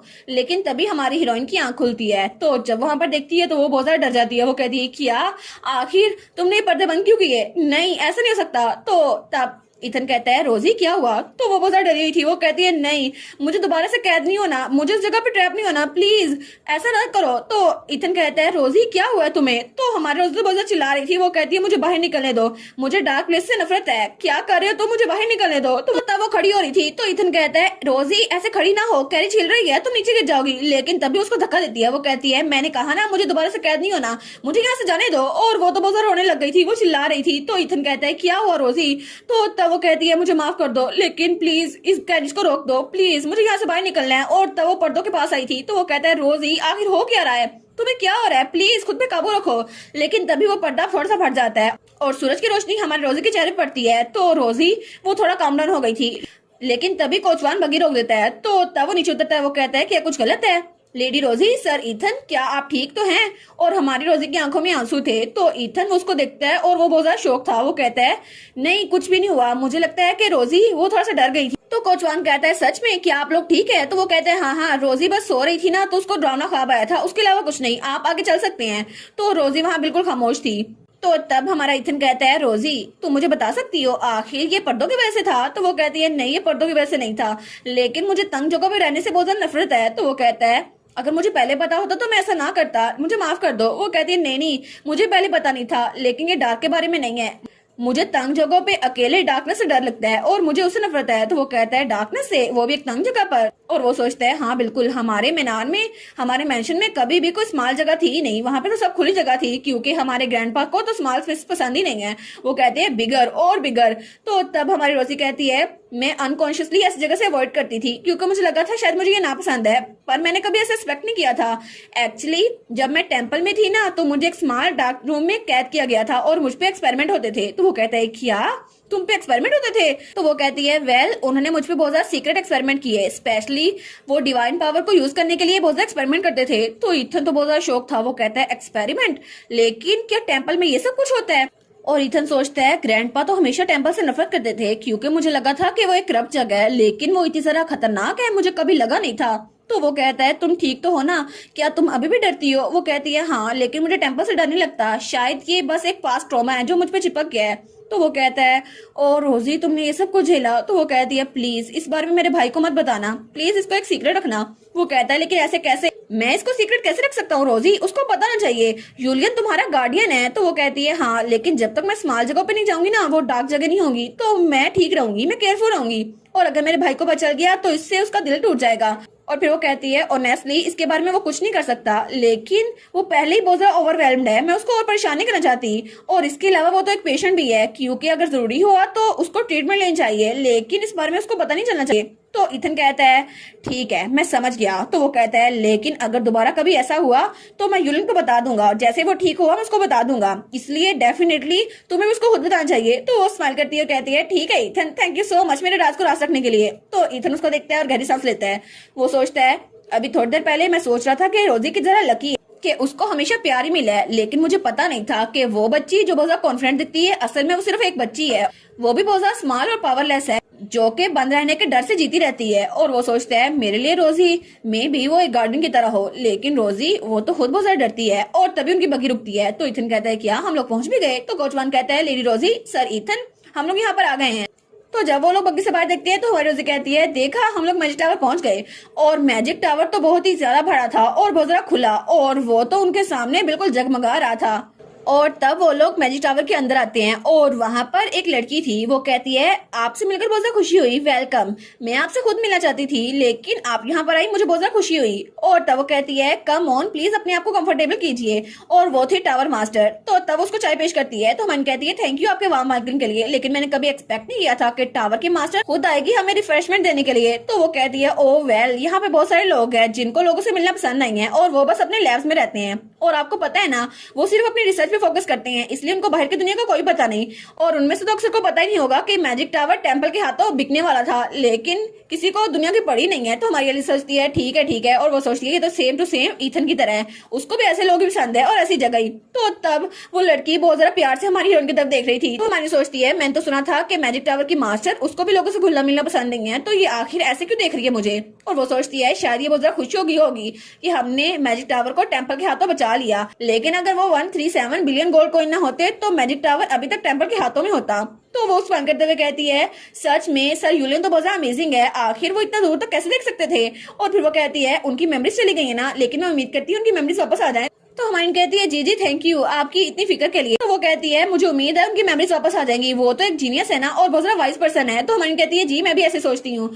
तो हमारी कहती है और मैंने जो आपको ऑर्डर दिया था कामिंग पोशन के लिए, क्या उसकी प्रोडक्शन सही चल रही है। वो कहती है जी उसकी अच्छी चल रही है, और वैसे भी आपको यहाँ खुद आने की जरूरत नहीं थी, हम आपके घर पहुंचा देते और ड्यूक के घर में पहुंचा देते, लेकिन अब यहाँ पर आप आ ही गई हैं। तो वो कहती है क्या मैं आपकी गालों को छू सकती हूँ, ये तो बहुत ज्यादा क्यूट लगते हैं। तो हमारी कहती है जी जी बिल्कुल। और तब वो हमारी हीरोइन के गालों को पिंच करती है और वो तो बड़ी क्यूट लग रही थी। तो वो लड़की कहती है वाह आप तो बहुत ही ज्यादा क्यूट है। तो तब हमें कहती है एक्चुअली मुझे एक और चीज पूछनी थी, क्या मैं आपसे पूछ सकती हूँ। तो वो कहती है जी जी जो पूछना है आपको मुझसे पूछ लें। तो हमें कहती है क्या आप मेरे कजन को चेक कर सकती हैं कि उसके अंदर मैजिक है या नहीं। तो ईथन वो चाय पी रहा था, उसके मुंह से चाय निकल जाती है। वो कहता है क्या मैं, लेकिन आखिर क्यों, मैजिक मेरे बारे में क्यों। तो वो कहती है तुम तो मैजिक को बहुत ज्यादा पसंद करते हो ना, जब भी तुम्हें मौका मिलता है मैजिक की बुक्स पढ़ते रहते हो। वो कहता है टैलेंट होना और बुक्स पढ़ना अलग बात है, मेरे पास कोई टैलेंट नहीं है, और प्लीज इसके लिए टावर मास्टर को बिना किसी रीजन के तंग ना करो, और अगर तुम्हारा हो गया हो तो हमें चलना चाहिए। तो हमारी एलिस उसको देखती है, सोचती है मुझे पता था कि ईथन ऐसे एक्ट क्यों कर रहा है, क्योंकि ईथन ने पूरा वक्त वहां पे मैजिक की बुक्स पढ़ने में गुजारा, लेकिन कभी भी उसकी मैजिक को बाहर नहीं निकाला गया। लेकिन ओरिजिनल में तो 15 साल की उम्र में घर से भाग गया था और तब उसकी एबिलिटीज शो हुई थी। तो मैं चाहती हूँ कि अभी मैं उसकी हेल्प कर सकूँ। तो वो कहती है ईथन तुम्हें कैसे पता कि तुम्हारे पास कोई टैलेंट है भी या नहीं, चलो एक बार चेक कर लेते हैं, हम लोग यहाँ पर आ ही गए। तो हमारी सोचती है अगर वो अभी से ट्रेनिंग स्टार्ट करें ना तो मुझे लगता है वो अच्छा मेज बन सकता है। तो इथन उसको देखता है और कहता है रोजी मैं। तो रोजी सोचती है ईथन बिल्कुल मेरी तरह है, उसको भी लगता है कि हर कोई उसको बुरा समझता है और उसको सबसे दूर रहना चाहिए, लेकिन चाहे कुछ भी हो जाए हमें अपनी हेल्प खुद करनी चाहिए। और मैं भी तब बिल्कुल अकेली थी और मुझे लगा था कि मैं भी बिल्कुल सिंड्रेला की तरह हूँ और मेरा शूज वो कहीं गुम हो गया है, लेकिन तभी मेरी फ्यूचर सेल्फ मेरे पास आई और उसने मुझे वो शूज ला कर दिया, और अगर मुझ में इतना कॉन्फिडेंस ना होता तो मैं अपने शूज वापस ना पा सकती और अपनी लाइफ स्टार्ट ना कर सकती। तो वो कहती है हम लोग यहाँ पर आए गए हैं तो चलो एक बार ट्राई कर लेते हैं ताकि तुम्हें कोई रेग्रेट्स ना रहे। तो वो कहता है अच्छा ठीक है, लेकिन उसके कान में कहता है तुम्हें पता है ना मैं सिर्फ बुक्स पढ़ता रहता हूँ, मुझसे तो भागा भी नहीं जाता, ना मुझसे मैजिक बुक भी सही से पढ़ी जाती है और बेसिक माना कंट्रोल तो मुझे आता ही नहीं है, लेकिन अगर टावर मास्टर को पता चल गया तो हमें कितने सारे एम्बेरसमेंट फेस करनी पड़ेगी। तो वो कहती है अच्छा अगर पता चल गया तो तुम मेरे साथ घर चलोगे ना, और क्या, और वैसे भी हम लोग दरख्त के नीचे बैठेंगे, तुम अपनी बुक्स पढ़ना, मैं ड्राइंग करूंगी और भाई वहां पे एक्सरसाइज करेगा, ठीक है। क्योंकि जब यूलियन ने अपनी पढ़ाई खत्म कर ली ना तो हम लोग इकट्ठे डिनर करेंगे, और चाहे कुछ भी हो जाए, चाहे रिजल्ट अच्छे आए या बुरे आए, हम लोग एक फैमिली की तरह लौट आएंगे अपनी डेली रूटीन में। तो तुम्हें मुझ पर ट्रस्ट है ना, और वैसे भी मैं भाई की तरह नहीं हूँ जो तुम्हें ऐसे डांटा रहे ताकि तुम पे चेकअप कर सके। तो वो कहता है रोजी सच में तुम्हें मेरी इतनी फिक्र है। तो हमन कहती है ठीक है तो क्या हम इसको कर रहे हैं, तो प्लीज क्या आप मेरे कजन को चेक कर सकती हैं। तो टावर मास्टर स्माइल करती है, वो कहती है हाँ बिल्कुल, और अपनी पावर्स भी यूज करती है। तो तब ईथर वहां पे खामोश खड़ा था, तो हमारे लिए सोचती है टावर मास्टर बहुत ज्यादा शौक हो जाएगा जब उन्हें पता चलेगा कि ईथर के पास टॉप टियर का टैलेंट है और वो तो फ्यूचर का मेज बनने वाला है। लेकिन टावर मास्टर कहती है कि तो बहुत ज्यादा अजीब है, बहुत ही ज्यादा अजीब। नेचुरली किसी भी इंसान के पास दो पावर्स होती है, मैजिक पावर और हॉली पावर, वो आपस में टकराती हैं तो बिल्कुल 1.1 रेशो बनती है। लेकिन मुझे ऐसा क्यों लग रहा है कि ईथन के केस में बिल्कुल ही अलग है, इसके पास कोई होली पावर नहीं है। तो ईथन कहता है क्या, तो हमारी यूज कहती है लेकिन ऐसा कैसे हो सकता है। तो टावर मास्टर कहती है इसका मतलब है कि मेरे ओपिनियन में ईथन के पास बेसिक मैजिक यूज करने की भी एबिलिटीज नहीं है और वो पावर ऑपरेशन को यूज नहीं कर सकता। तो वो दोनों कहते हैं क्या यूज नहीं कर सकता। तो हमारे लिए सोचती है आखिर ऐसा कैसे हो सकता है, ईथन इसको यूज क्यों नहीं कर पा रहा, क्योंकि फ्यूचर में तो सबसे जबरदस्त मेज बनने वाला है, लेकिन अभी उसकी एबिलिटीज यूज क्यों नहीं हो रही, और अगर ऐसा ना हुआ तो फ्यूचर में वो ग्रेट मेज कैसे बनेगा, क्योंकि उसके पास तो कोई एबिलिटीज नहीं है जैसे ये बता रही हैं। और इथन सोचता है, देखा मैंने कहा था ना मेरे पास कोई एबिलिटीज नहीं है, अब मुझे उनके सामने एम्बैरस होना पड़ा। इथन सोचता है, मुझे पता था ऐसा कुछ नहीं होगा, वो तो बहुत ज्यादा उदास हो गया था। तो हमारी हीरोइन सोचती है, आखिर ऐसा कैसे? तो इथन कहता है, मुझे पता है मैं तो एक इडियट हूँ जिसको माना स्टोर भी करना नहीं आता, और इसी वजह से मेरे फादर ने मुझ पे गिव अप कर दिया था। तो वो सोचती है, लेकिन फिर भी मैं तो टेम्पल में एक अप्रेंटिस थी ना, लेकिन उसमें तो मैंने भी ट्रेनिंग की थी, लेकिन फ्यूचर में इथन तो डेफिनेटली एक ग्रेट मैच बनेगा, शायद मैंने कुछ ज्यादा चेंजेस कर लिए है इसलिए वेरिएबल्स हो गए हैं। तो तब इथन कहता है, मैं उम्मीद कर रहा था लेकिन फिर भी ये डिसअपॉइंटिंग है। तो वो कहती है, क्या? तो वो कहता है, यूलियन तो टाइम के साथ अमेजिंग बन जाएगा, और जाहिर वो तो ड्यूक फैमिली का हेड है, सिर्फ मैं ही बेकार हूँ तुम्हारे इर्द गिर्द। तो रोजी कहती है, क्या तुम ऐसा बिल्कुल नहीं कह सकते? और तभी वो उसके पाँव पे किक करती है। वो कहती है, तुम क्या बोल रहे हो? ईथन सिर्फ ईथन है, और अजीब चीजें कहना बंद करो, मेरे साथ घर चलो। तो तब वो कहती है, मैंने तुम्हें पहले कहा था ना कि चाहे कुछ भी हो जाए मैं तुम्हारे साथ रहूंगी, और अब तुम जरूर भूखे होगे तो हमें लेट नाइट स्नैक लेना चाहिए और फिर हम घर जाके खाएंगे, ठीक है? और वो सोचती है, भाई ने मुझे टेम्पल से इसलिए निकाला था क्योंकि उनको मुझसे कुछ चाहिए था, बिल्कुल वैसे ही मैं इथन को अपने साथ इसलिए लेके जा रही क्योंकि मुझे उससे कुछ चाहिए, हम इसलिए साथ जा रहे हैं क्योंकि हम एक फैमिली। और वो कहता है, हमें रास्ते में बात करनी चाहिए, हमें क्या खाना है। और वो सोचती है, अगर ईथन को अपना टैलेंट पहले पता चल गया तो मैं बहुत ज्यादा खुश होती, लेकिन फिर भी अभी भी मैं उसके साथ रहूंगी। तो वो कहती है, इसलिए तुम फिक्र ना करो, मैं बहुत ज्यादा अकेली थी तो मुझे अपने साथ खाना खाने के लिए एक कजन चाहिए होगा जो कि तुम हो मेरे प्यारे भाई। तो तब उसकी तरफ देखते हैं, उसकी आंखों में आंसू आ रहे थे, तो तभी अपनी आंखें नीचे कर लेता है। वो कहता है, लेकिन मेरे पास तो कुछ भी नहीं है, और मेरे फादर ने भी मुझसे कभी ऐसा नहीं कहा जो तुम कह रही हो कि तुम्हें मेरी जरूरत है। तो वो कहती है, ईथन। तो तभी टावर मास्टर अपना हाथ खड़ा करती है। वो कहती है, मुझे माफ कीजिएगा आपके टचिंग मोमेंट को इंटरप्ट करने के लिए, लेकिन मुझे आपसे कुछ कहना है। तो तब वो कहती है, जी। तो टावर मास्टर कहती है, ऐसा नहीं है कि इथन के पास कोई मैजिक नहीं है, लेकिन उसका फ्लो बिल्कुल भी स्मूथ नहीं है, ऐसा लगता है कि वो बिल्कुल ब्लॉक हो चुका है, जैसे किसी ने उसको ब्लॉक किया हो, लेकिन ये बहुत ज्यादा रेयर होता है। और क्या तुम थोड़ी दिनों के लिए मैजिक टावर में रुकना चाहोगे ताकि हम इसको सही से देख सकें? तो हमें पता चल जाएगा कि वो फ्लो ब्लॉक कैसे हुआ है। और इनफैक्ट मुझे तो बहुत ज्यादा शौक लग रहा है कि आखिर ये ऐसे ब्लॉकेज के साथ जिंदा कैसे है, और अगर हम इस मसले को हल कर सके तो मे भी वो अच्छा इनक्रेडिबल मैजिशियन बन जाए। तो मैंने सोचती है, अरे हाँ, इथन को यही तो चाहिए था, उसको मैजिक टावर में रुकना चाहिए। तो टावर मास्टर कहती है, एक मैजिशियन के तौर पर मैं देख सकती हूँ कि इथन में बहुत ज्यादा एबिलिटीज है, लेकिन मैं देखना चाहती हूँ कि वो उसमें कौन सी एबिलिटी शो होती है, और मैं तो बहुत ज्यादा क्यूरियस हूँ। तो हमारी कहती है, ग्रेट इथन, तुम्हें यहाँ पे रुकना चाहिए। तो इथन वो अपने हाथ बंद करता है, कहता है, वेल मुझे माफ कीजिएगा लेकिन मैं काउंट के स्टेट में वापस आना चाहता हूँ। तो हमारी रोजी कहती है, क्या तुम वापस आना चाहते हो? लेकिन क्यों इथन, आखिर तुम क्या बोल रहे हो? तो टावर मास्टर कहती है, क्या लेकिन आप वापस क्यों जाना चाहते हैं? कि आप थोड़े दिनों के लिए यहाँ पे रुक नहीं सकते? प्लीज मुझे ये ना बताइए कि आपको एक जगह रहना बहुत ज्यादा नापसंद है। वो कहता है, बिल्कुल नहीं, लेकिन अगर मेरे पास मैजिक बुक होती तो मैं हमेशा टावर में रहना चाहता। तो वो कहती है, लेकिन क्या आपको ये जगह इसलिए पसंद नहीं है क्योंकि ये नॉर्थ स्टेट के मुकाबले बिल्कुल भी फैंसी नहीं है? लेकिन आपको पता नहीं है, मैजिक टावर बहुत ज्यादा बड़ा है और बहुत ज्यादा स्पेशियस है, और सेकंड फ्लोर तो बिल्कुल एक विलेज के तरह लगता है, आप कभी भी इस जगह को छोड़ के नहीं जाना चाहेंगे। वो कहता है, नहीं नहीं, ये इशू बिल्कुल भी नहीं है। और फिर वो कहता है, लेकिन मुझे रोजी के साथ लेट नाइट स्नैक खाने हैं, और वैसे भी मैं उसके साथ रहना चाहता हूँ जब वो ब्रेकफास्ट खाने के लिए जाए, और टावर में रहना ये थोड़ा ज्यादा हो गया। तो हमारी हीरोइन वो कहती है, क्या अच्छा तो ये रीजन थी? तो तब वो हंसती है। तो वो कहती है, आखिर किस तरह की नॉनसेंस है? वो कहता है, रोजी तुमने तो कहा था कि तुम मेरे साथ रहना चाहती हो।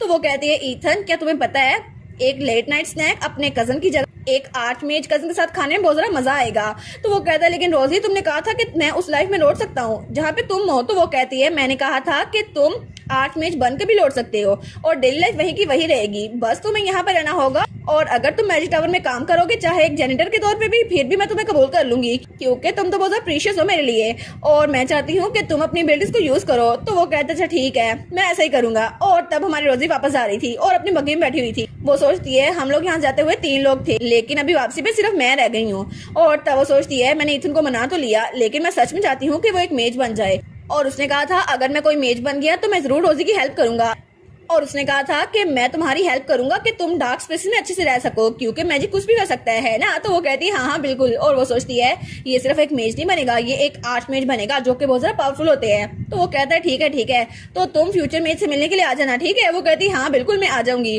और फिर वो कहती है, लेकिन मैं चाहती हूँ कि तुम हमेशा एक नॉट रहो इथन। तो वो कहती है, क्योंकि चाहे कुछ भी हो जाओ, तुम कितने बड़े आर्च मेज क्यों ना बन जाओ, हमेशा मेरे कजन रहना, मेरी सिर्फ यही विश है।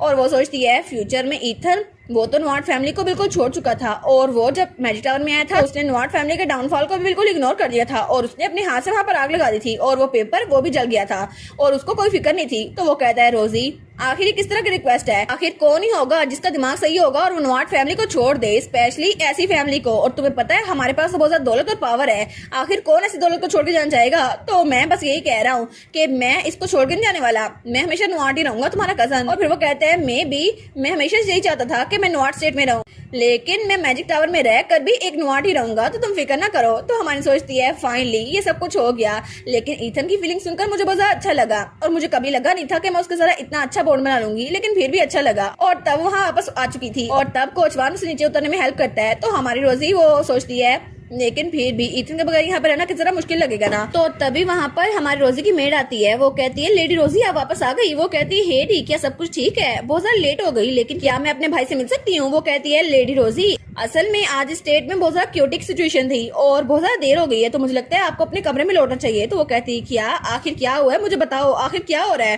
तो तब उससे पूछती है, लेकिन हेडी वो बिल्कुल खामोश थी। तो वो कहती है हेडी मुझे बताओ ना आखिर क्या हुआ है, मुझे सच में बता दो। वो कहती है लेडी रोजी असल में बात यह है कि अचानक से एक औरत यहाँ पर आ गई, उसने क्लेम किया कि वो लॉर्ड यूलियन के बच्चे की माँ बनने वाली है और वो प्रेग्नेंट है और वो उनकी गर्लफ्रेंड थी। तो वो कहती है क्या, मेरे भाई की गर्लफ्रेंड? लेकिन कैसे, भाई ने तो मुझे कभी नहीं बताया। अब ये कौन हो सकती है, क्या सच में वो भाई की गर्लफ्रेंड थी या फिर वो सिर्फ एक बहरूपिया है जो यहाँ पर भाई की याददाश्त सुनकर आ गई है? और दूसरी तरफ हमें जाहिद का महल दिखा रहता है और वो वहाँ अपने वुल्फ के साथ लेटा हुआ था, लेकिन तभी उसको ख्वाब में कोई नजर आता है। वो कहती है ये अंटाटा है ना?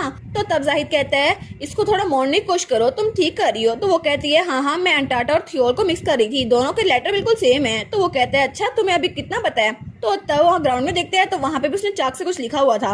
वो कहता है तुम इतनी ज्यादा प्रैक्टिस क्यों कर रही हो, तुम्हारे हाथ, तुम ठीक तो हो ना? तो वो कहती है हाँ तुमने जो मुझे पेन दिया था ना वो 3 दिनों में खत्म हो गया, तो मुझे प्रैक्टिस करना था वरना मैं बहुत ज्यादा कंफ्यूज रहती। तो वो कहता है तुम्हारे हाथ जरा देखो सही, यहाँ पे कितना कट्स लगे हुए हैं, तुम ठीक तो हो ना? अगली बार मैं तुम्हें ऑइंटमेंट ला दूंगा। तो वो कहती है नहीं ये सब कुछ करने की जरूरत नहीं है। तो तब वो हंसती है। तो वो कहता है तुम हंस क्यों रही हो, मैं सच में बहुत ज्यादा हार्ट ब्रोकन हूँ, आखिर तुम्हारे हाथ जरा दर्द क्यों कर रहे हैं? तो वो कहती है तुम बिल्कुल मुझे मेरे भाई की याद दिलाते हो, जब भी मेरे हाथ पे थोड़ा सा स्क्रैच आता था ना तो बिल्कुल पैनिक कर जाते थे। तो वो कहता है ये छोटा सा स्क्रैच नहीं है, तुम्हें बहुत ज्यादा दर्द हो रहा होगा। तो वो कहती है बिल्कुल तुम बिल्कुल उनकी तरह हो, सेम टू सेम। लेकिन वो सोचता है आखिर ये लड़की है कौन जिसका चेहरा मुझे नजर नहीं आ रहा, लेकिन मैं इससे इतनी आराम से बात कैसे कर सकता हूँ? और तभी उसकी आंख खुलती है।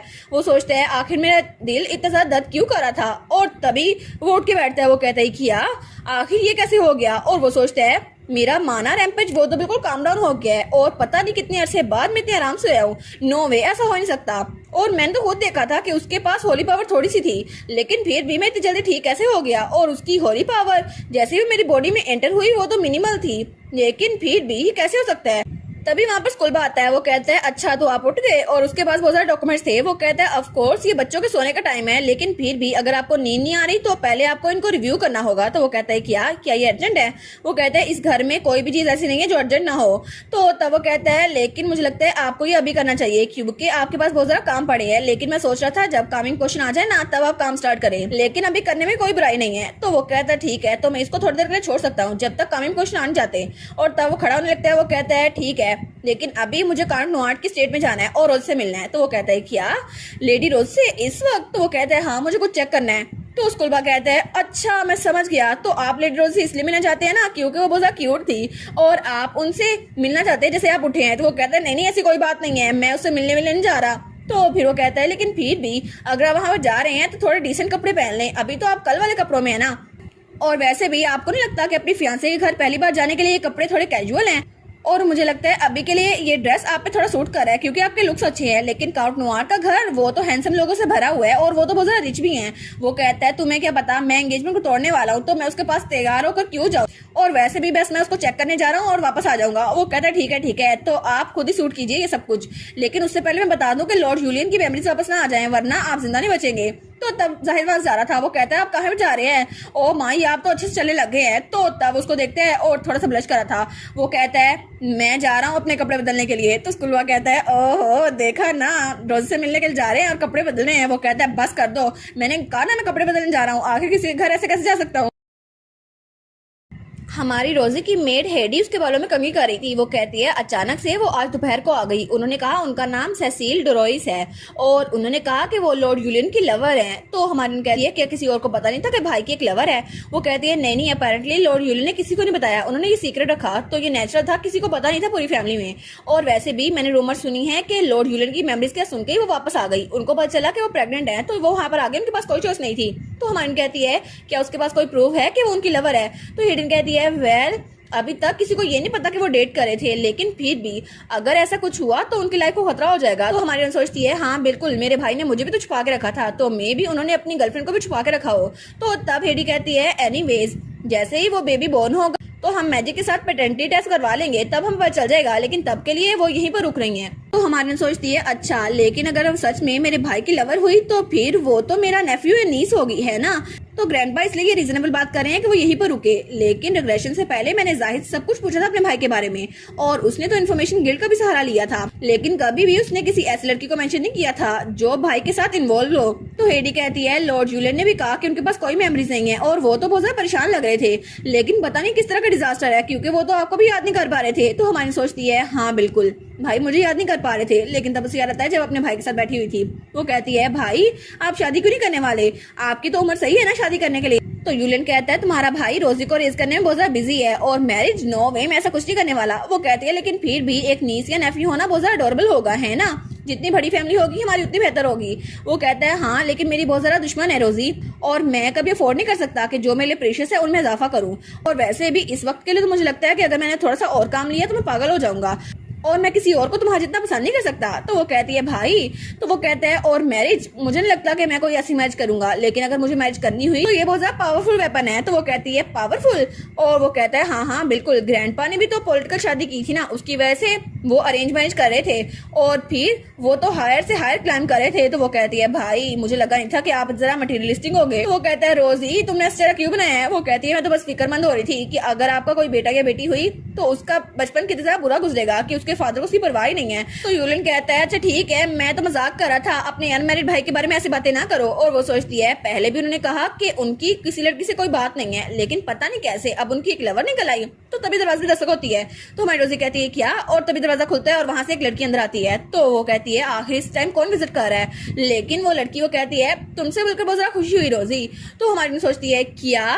तो वो लड़की कहती है मेरा नाम है सिसाइल। और हमारी सोचती है ये औरत इसे मैं जानती हूँ। तो वो कहती है यूलियन तुम्हारे बारे में बहुत ज्यादा बातें करता था। तो रोजी डर के पीछे हो रही थी। तो वो कहती है और मैं चाहती थी मैं तुमसे मिल लूं, इसलिए मैं यहाँ पर आई हूँ, लेकिन बहुत ज्यादा देर हो गई है। तो हमारी हीरोइन को तो पैनिक अटैक आ रहा था। तो तब उसके पास आते हुए कहती है उसने कहा था कि तुम बहुत ज्यादा प्यारी लगती हो, लगता है तुम्हारे बारे में वो बहुत ज्यादा फिक्र करता है। और यूलियन ने कहा था अगर हमारे कोई बेटा या बेटी हुई तो तुम्हें बहुत ज्यादा जेलसी होगी, लेकिन मैं तो उसकी गर्लफ्रेंड हूँ ना, और तुम्हें मुझसे बहुत ज्यादा जेलसी होगी, है ना रोजी? तो रोजी वो तो बहुत ज्यादा डर के उसको देख रही थी जैसे वो उसको पहले से जानती हो। तो हमारी हीरोइन की मेड हेडी वो भी बहुत ज्यादा घबरा गई थी। वो सोचती है आखिर ऐसे क्यों कर रही है। तो तब वो लड़की कहती है और मुझे लगा था कि यूलियन तुमसे दूर हो रहा है, उसने मुझे यही कहा था कि तुम्हारी वजह से मैं अपनी बहन से दूर हो रहा हूँ, इसलिए उसने मुझे छुपा के रखा, लेकिन अब उसकी मेमोरीज चली गई हैं, फिर भी वो तुम्हारी तरफ सॉफ्ट एक्ट कर रहा है, लेकिन अभी भी उसको मेरी और हमारे बच्चे की फिक्र है। तो हमारी कहती है आई सी।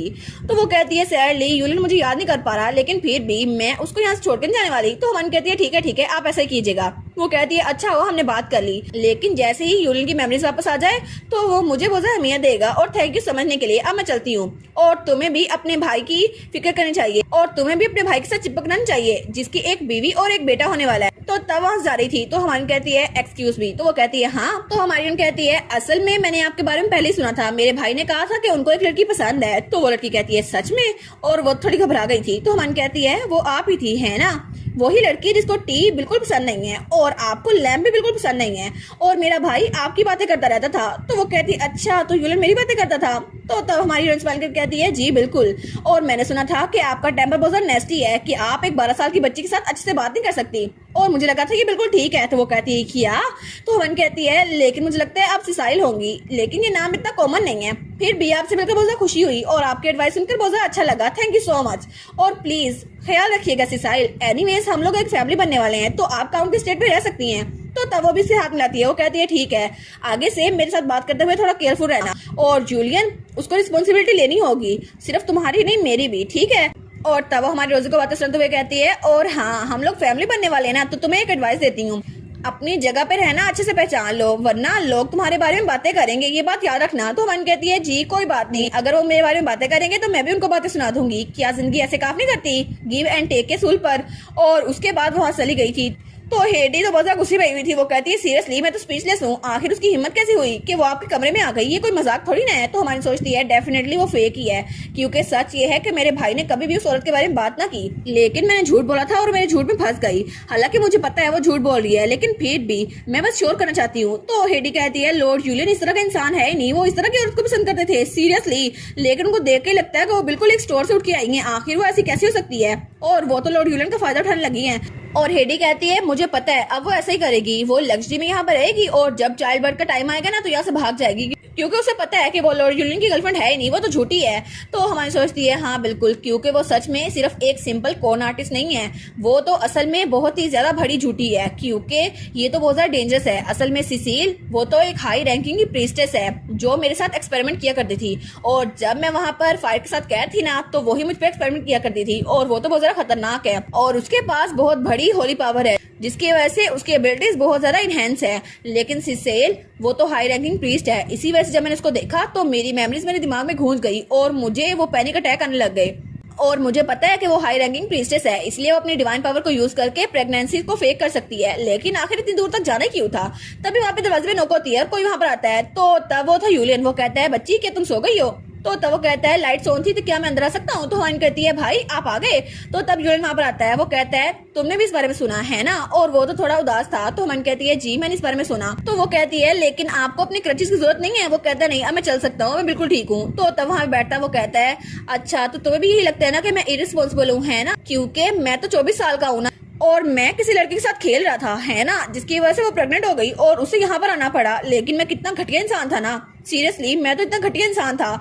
तो यूलियन तो बहुत ज्यादा परेशान था। वो सोचता है मुझे नहीं पता वो सच बोल रही है या झूठ बोल रही है, लेकिन अगर ये सच हुआ तो आखिर मैं किस तरह का पागलपन कर रहा था। तो हमारी उसको देखती है और सोचती है मेरे भाई ने एक बार मुझे बताया था कि मेरी मॉम वो घर से भाग गई थी और फिर वो पैदा हुए, लेकिन मॉम ने कभी भी उनसे प्यार नहीं किया, और जब उनके डैड के साथ उनकी लड़ाई होना शुरू हो गई तो मॉम वहां से भाग गई।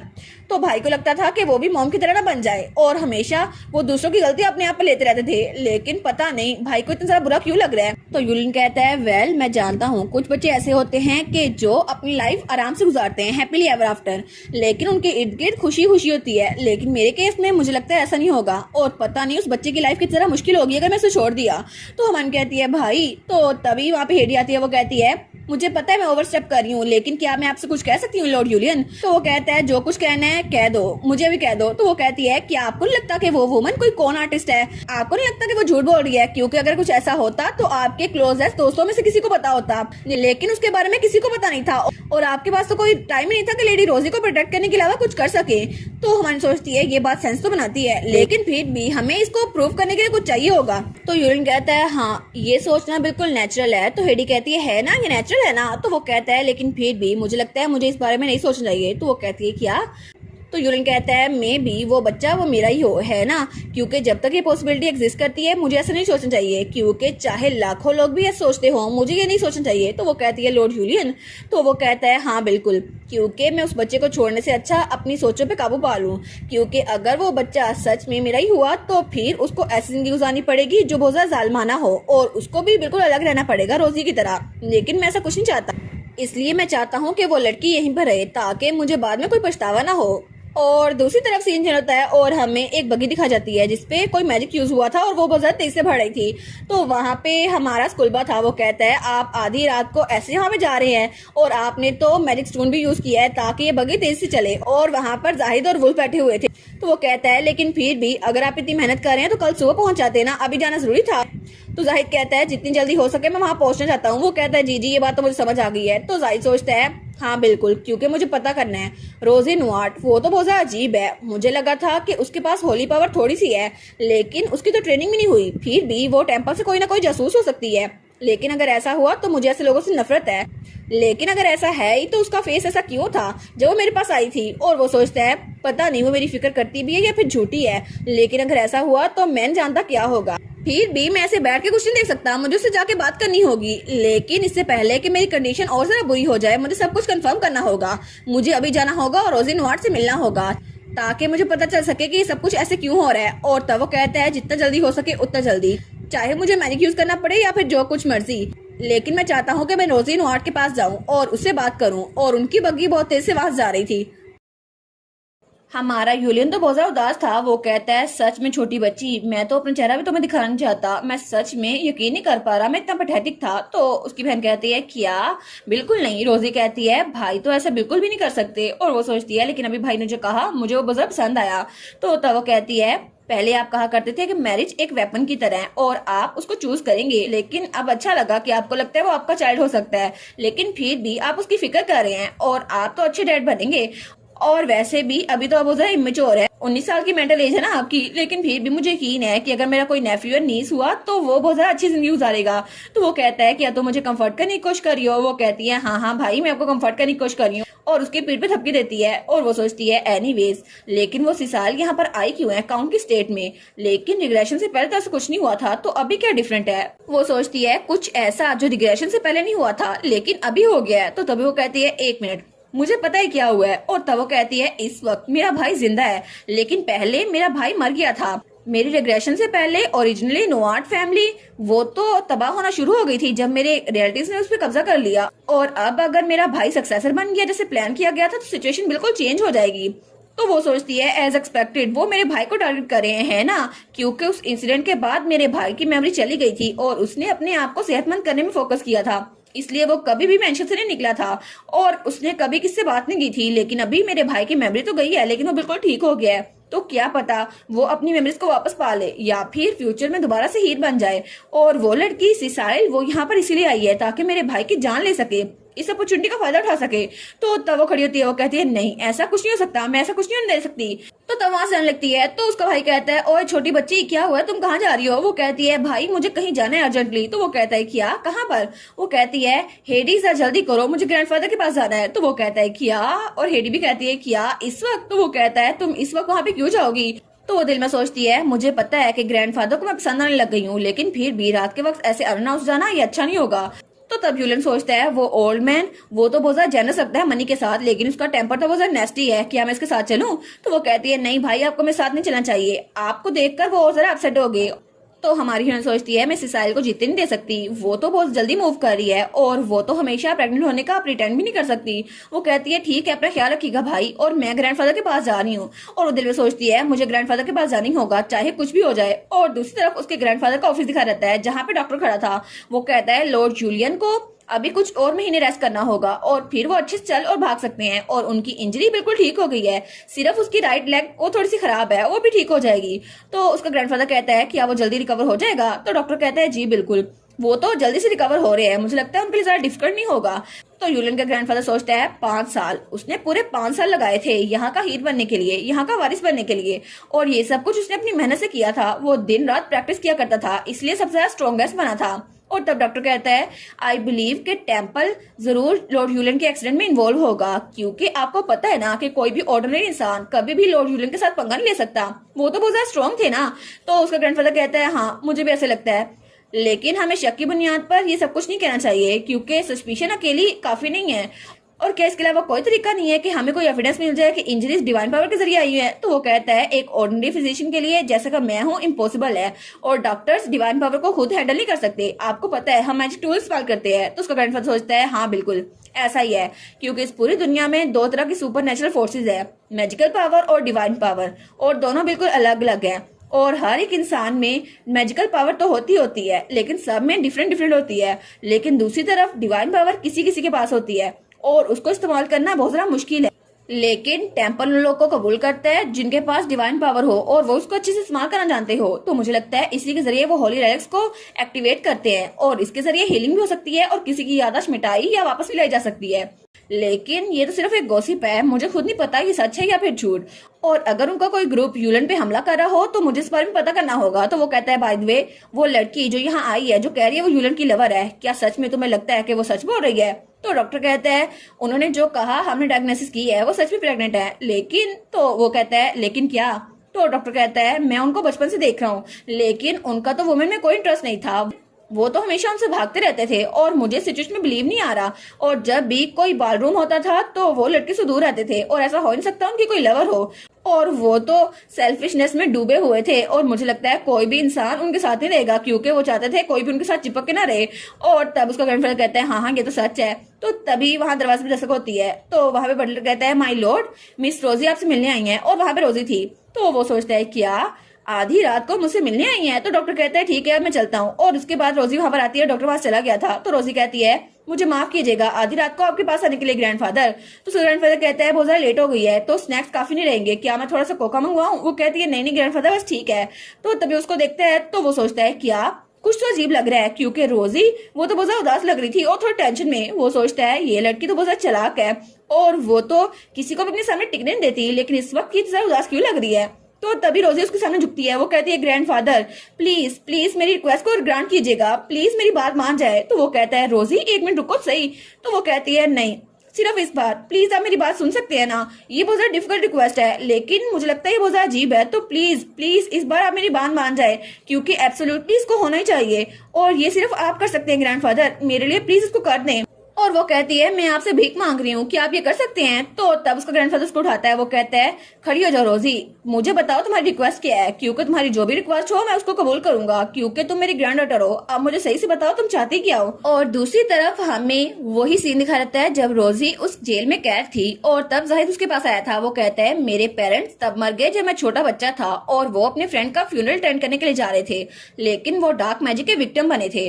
तो रोजी कहती है सच में डार्क मैजिक एग्जिस्ट करता है, लेकिन क्या ये टेम्पल के जरिए प्योरीफाई नहीं हो सकता और इसके लिए तो ट्रीटमेंट भी अवेलेबल है ना। तो वो कहते हैं हाँ बिल्कुल, लेकिन कोई सिंगल प्रीस्ट भी नहीं था टेम्पल में उस वक्त, और उसके अलावा अचानक से एक अर्थक्वेक ने रोड को ब्लॉक कर दिया और वो ट्रीटमेंट ले नहीं पाया और उसी वक्त चल बसे। तो रोजी कहती है ओ। तो वो कहता है लेकिन तुम्हें लगता है ये सस्पिशियस है कि वहां पर कोई भी प्रीस्ट नहीं था, हालांकि उनके पास बहुत सारी चीजें थी और बहुत सारे रिसोर्सेज थे, लेकिन कोई भी वहां पर नहीं आ पाया। तो रोजी उसकी आंखों से आंसू निकल रहे थे, तो वो कहता है क्या आखिर अब तुम क्यों रो रही हो, तुम्हें क्या हुआ है, और ये सब कुछ मेरे साथ हुआ था ना, तो ये तुम्हें अफेक्ट नहीं करेगा, तो ये बहुत ज्यादा अजीब लगता है। तो वो रोते हुए कहती है आखिर एक छोटा सा बच्चा, वो भी तुम्हारे जितना, जो बहुत ज्यादा छोटा था, तुम्हें कितना अकेला लगा होगा ना, कितना सैड लगा होगा कि तुम्हारे पेरेंट्स गुजर गए। और मुझे तो ये सुनकर ही, ये सब कुछ महसूस करके ही आंखों में आंसू आ गए। मैं तुम्हें कंफर्ट नहीं कर सकती मेरे छोटे से जाहिद, लेकिन फिर भी अगर मैं टाइम में वापस चली गई तो मुझे कुछ भी करना हो मैं तुम्हारे साइड पे रहूंगा। तो तभी जाहिद की आंख खुलती है और फिर वो ख्वाब में हमारी रोजी को देख रहा था। वो सोचते हैं पता नहीं उस ख्वाब में वो औरत वो कौन थी, लेकिन आखिर इसका मतलब क्या हुआ। उसका फेस बहुत ज्यादा ब्लरी था कि मुझे नजर नहीं आ रहा था, लेकिन मुझे ये इमोशन फील क्यों हो रही है, क्योंकि एक ही वक्त में मेरे दिल में पेन भी है और खुशी भी कि मैं उससे मिलना चाहता हूँ, लेकिन मुझे सच में नहीं पता कि वो लड़की वो ठीक हो। अगर हो सके तो मैं उससे लाजमी मिलना चाहूंगा, क्योंकि वो मुझसे बहुत ज्यादा करीब लगती है। हमें काउंट का मेंशन दिखा रहता है और वहां पर कोई चिल्ला कहता है तुम्हारी हिम्मत कैसे हुई, तुम्हें पता नहीं चलता चीजों को कैसे रखते हैं, इसलिए तुम इस घर में काम कर रही हो, तुम्हें तो इस तरह ट्रीट करना ही नहीं चाहिए। और तब वहां पर एक मेड बैठी थी जिसके मुंह पर उस लड़की ने थप्पड़ मारा था, सिसाइल ने। वो कहती है तुम कर क्या रही हो, आखिर तुम दोबारा से मेरे लिए चाय क्यों नहीं लेके आती, तुम्हारी हिम्मत कैसे हुई, मैं तब देखो भी। तो वो मेड कहती है बस वो टेम्परेचर थोड़ा ऑफ था, लेकिन मैं कोशिश कर रही थी। तो सिसाइल कहती है तुम पागल हो गई हो क्या, तुम्हारी जैसी मेड जिसका कोई बैकग्राउंड भी नहीं है वो मेरे सामने बात करेगी। और तब उसके ड्रेस से पाव रखती है और वो कहती है इसके अलावा तुमने ये फैब्रिक पहना हुआ है, तुम्हें पता नहीं अपनी औकात, जरा अपनी औकात में रहा करो और तुम्हें कुछ ज्यादा अप्रोप्रिएट दिखना होगा। और वो तो सामने बदतमीजी किए जा रही थी, तो बाकी मेड भी वहां पर खड़ी थी। तो तब उनमें से एक मेड कहती है मैंने एक बार ड्यू के घर में काम किया था और वहां पे डचिस आइड्रा, उनका भी बिल्कुल ऐसा टेम्पर था, उनकी पर्सनालिटी सेम टू सेम ऐसी थी और वो तो हर किसी को अपने से निजी समझती थी और वो प्लेस क्लास और पठैतिक जैसे अल्फाज इस्तेमाल करती रहती थी, ये सच है। और उन जैसी इंसान वो तो हमेशा उन लोगों से नफरत करती थी जो उनसे नीचे हों और उनको ऐसा ट्रीटमेंट दिया करती थी, लेकिन ये कुछ अजीब नहीं है। इन्होंने कहा था कि ये एक गांव में रहती थी जब सर यूलियन उनके पास आए थे, लेकिन ये तो अपनी हरकतों से नोबल लग रही हैं और कितनी जरा बदतमीज है ना ये। तो तभी वहां पर हमारी रोजी आती है, वो कहती है बस बहुत हो गया। तो वो मेड्स कहती हैं क्या मिस रोजी। तो हमारी रोजी मेड के सामने आती है और कहती है काउंट नोआट के घर में तुम ऐसे वायलेंस नहीं कर सकती सर्वेंट के खिलाफ, ये बिल्कुल मना है और तुम इतनी बदतमीजी क्यों कर रही हो। तो वो लड़की कहती है क्या तुम्हारी हिम्मत कैसे हुई ये कहने की? तो हमारी हीरोइन उसके हाथ कांप रहे थे, लेकिन वो सोचती है मेरी पुरानी लाइफ में रिग्रेशन से पहले वो तो मेरे मुंह पे थप्पड़ मारा करती थी कि तुम्हें और मेहनत करनी है और मेहनत करनी है। अगर तुम एक अप्रेंटिस के तौर पर पैदा हुई हो तो तुम्हें और मेहनत करनी चाहिए और तुम्हें सच में खुद पता करना है कि उस सेक्रेट बीस्ट का मास्टर कैसे बन जा सकता है और तुम ये काम नहीं कर सकती। तो हमारी हीरोइन से माफी मांग रही थी। वो कहती है मुझे माफ कीजिएगा, मैं अगली बार ये कर लूंगी। और वो तो उसके पाँव पड़ गई थी। वो सोचती है पास्ट में तो मैं बहुत ज्यादा वीक थी और मैं सिसाइल से माफी मांगती रहती थी, जितनी बार भी मुझे मारती थी मैं उससे माफी मांगती थी। तो तब वो चिल्ला कहती है एक प्रीस्ट की डॉटर, उसकी इतनी हिम्मत कि मुझसे सवाल पूछ सके, तुम्हें पता नहीं है तुम्हारी औकात क्या है? तो तभी रोजी बहुत ज्यादा डर गई थी, लेकिन वो सोचती है हालांकि अब मेरी पोजीशन डिफरेंट है, लेकिन जब भी मैं उसको देखती हूँ तो मैं सांस नहीं ले पाती, मेरे दिमाग में डर बैठा हुआ है। तो सिसाल कहती है तुम्हारी हिम्मत कैसे हुई मेरे सामने आने की? तो वो मेट्स कहती हैं लेकिन ये क्वालिफिकेशन की बात कर रही है ना, तो लेडी रोजी वो तो नोआट फैमिली की डायरेक्ट हीर है ना।